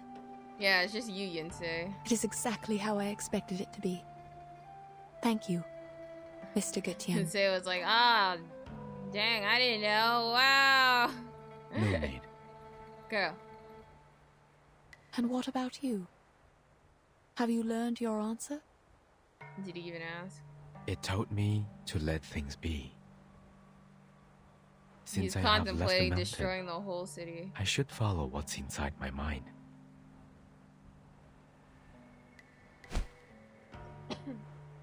Gaetian turns his head and points his wings towards the path up the mountain. I remember that at the end of the Paling River, where the I remember entrance this flowed, image. It's from the beginning. stands a great building. It might be real or illusional. I have seen it many times, yet I have never thought of going there. The two of them look in the direction pointed out by Gaetian, only seeing the jungle in which Jinangzi disappeared and nothing There's more. nothing there.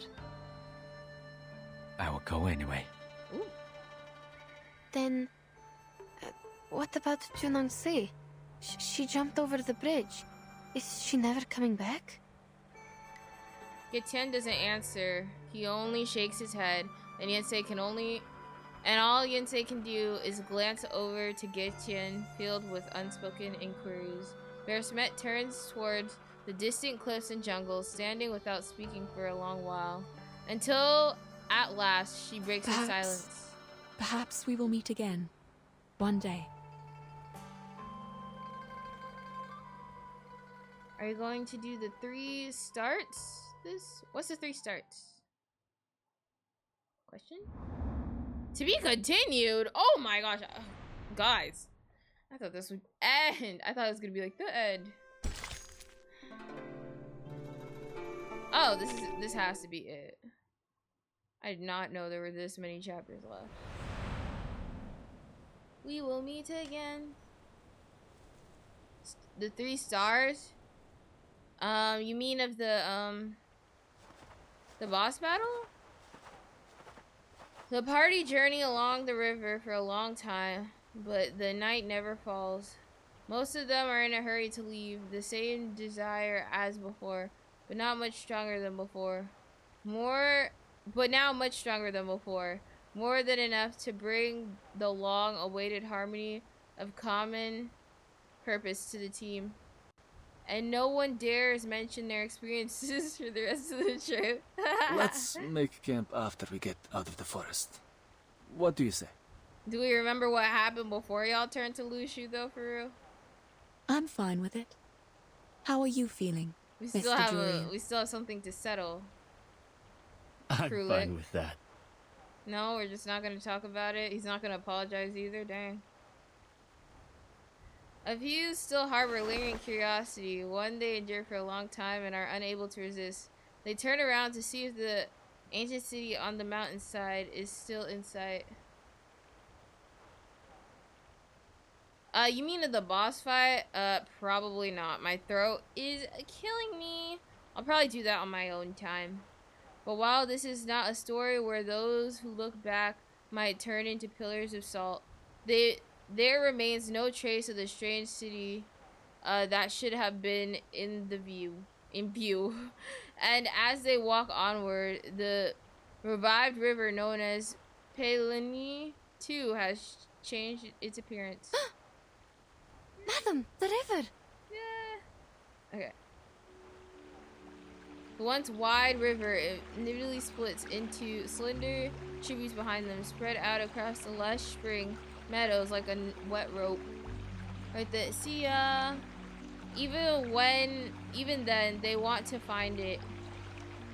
They might never distinguish the one that would lead them back. What is it? Oh, my throat. The compass is working. Oh. Great. Thank you for coming. Their fellow travelers excitedly raise their hands, briefly blocking Yinse's gaze from Bersmet. The girl takes advantage of the situation and withdraws the words she cannot say. She only gently shakes her head. Nothing. Let's move. The compass is working, which means we can rely on the map again. Oh, that's good.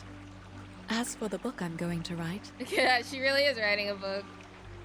Yes? A memoir. Have you decided the title? Yes. I will call it... Notes on Shuori. I mean, that's a title. Sure. Notes on Shuori. Yes, that's the title. I mean, that's definitely one, for sure. She flips over a page and continues reading. The title is actually not a good choice for a book on geographical discoveries. On one hand, there is no doubt that Shuori is a difficult word for the target readers of this book. Actually, this on isn't the a good other hand, title. the word notes, in most cases, is used to describe the collections of informal essays. They usually record the daily talks of professional writers, and thus include a variety of ideas and inspirations. As a geographer, however, I don't possess enough knowledge of literature to write the real notes, nor does the assistant who takes dictations from me, unfortunately. Even so, we have decided to use these words for the title. Postscript. The title has also been included in the first draft we sent to the editors of Motherland Documentary the title? She and did? the Department of Publication Review. She did? Wait, what?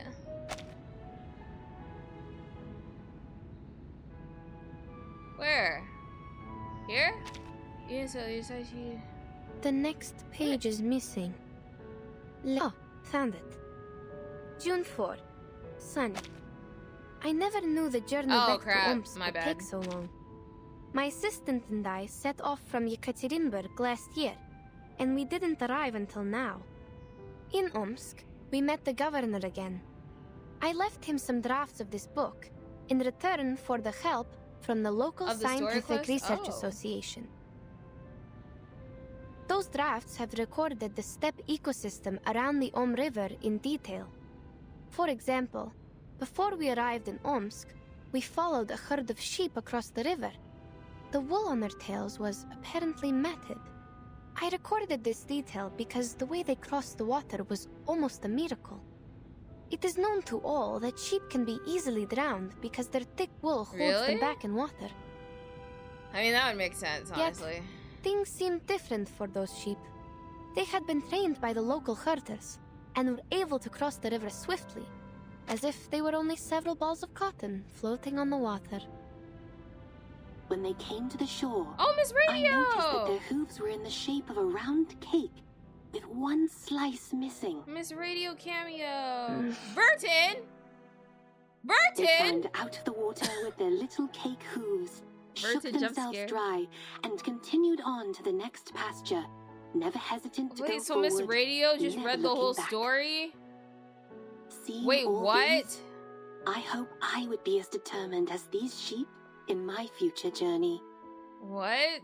Today's article was an extract from a geographic manuscript. So we were just from all St. hearing a Pavlov story? Foundation Far East Branch, recorded by Yenisei.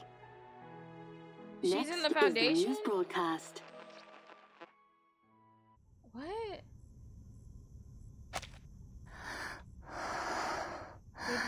Good morning, Burton. I did not think we would see her at all. Miss Radio? Yes, I'm here. What time is it now? It's 4:15 p.m. The nap went on a little longer than I thought. Wait, so that was recorded? Where?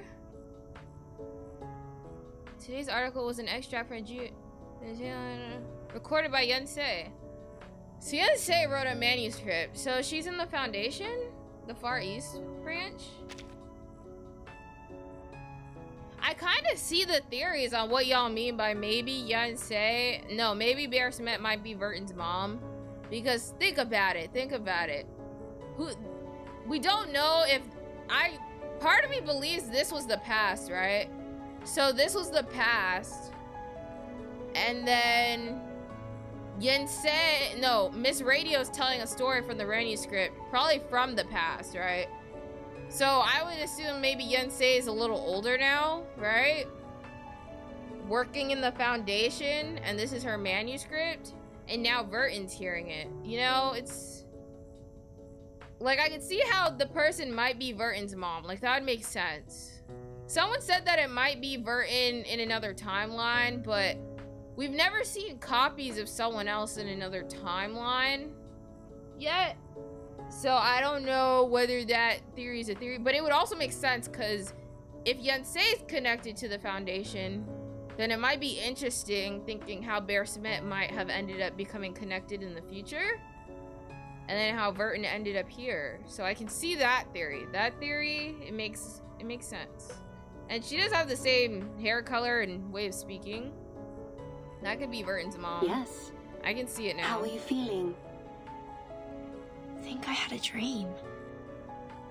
Many animals were jumping over a broken bridge. I read you a story which has zebras and sheep in it. Wait, what? Wait, so Verton... Wait, never mind. Theory changed. Verton had a dream? This was a dream? I thought this was a... Okay. Never mind. Zebras and Wait, sheep. so Yenisei's real. Verton's having memories with Yenisei. Weird. I don't remember that. Weird. Excuse me? Soneto! Is Timekeeper in the room? Soneto! I am. Soneto! May I come in? Oh, There's Soneto! something I need to confirm with you. I'm sorry. Who's that? It's me, Soneto. Soneto! I might have taken too long a nap. Never mind. Please, come in. Just like me, never pull all dayers, for real. You work very hard, Burton. Take your naps. Timekeeper, you don't look very well. Are you alright? It's okay. I had a weird dream. What's going on? Oh, it's a letter from the Foundation. A colleague from the Russian branch was transferred to the headquarters today. She has shown a strong willingness to perform long-term field missions. Russian branch? Thus, the headquarters intends to transfer her to the Timekeeper squad. Would you have a meeting with her?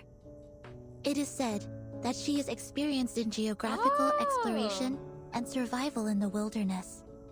She could be a great helper. Sounds kind of like Yensei. Geographical exploration. What's her name?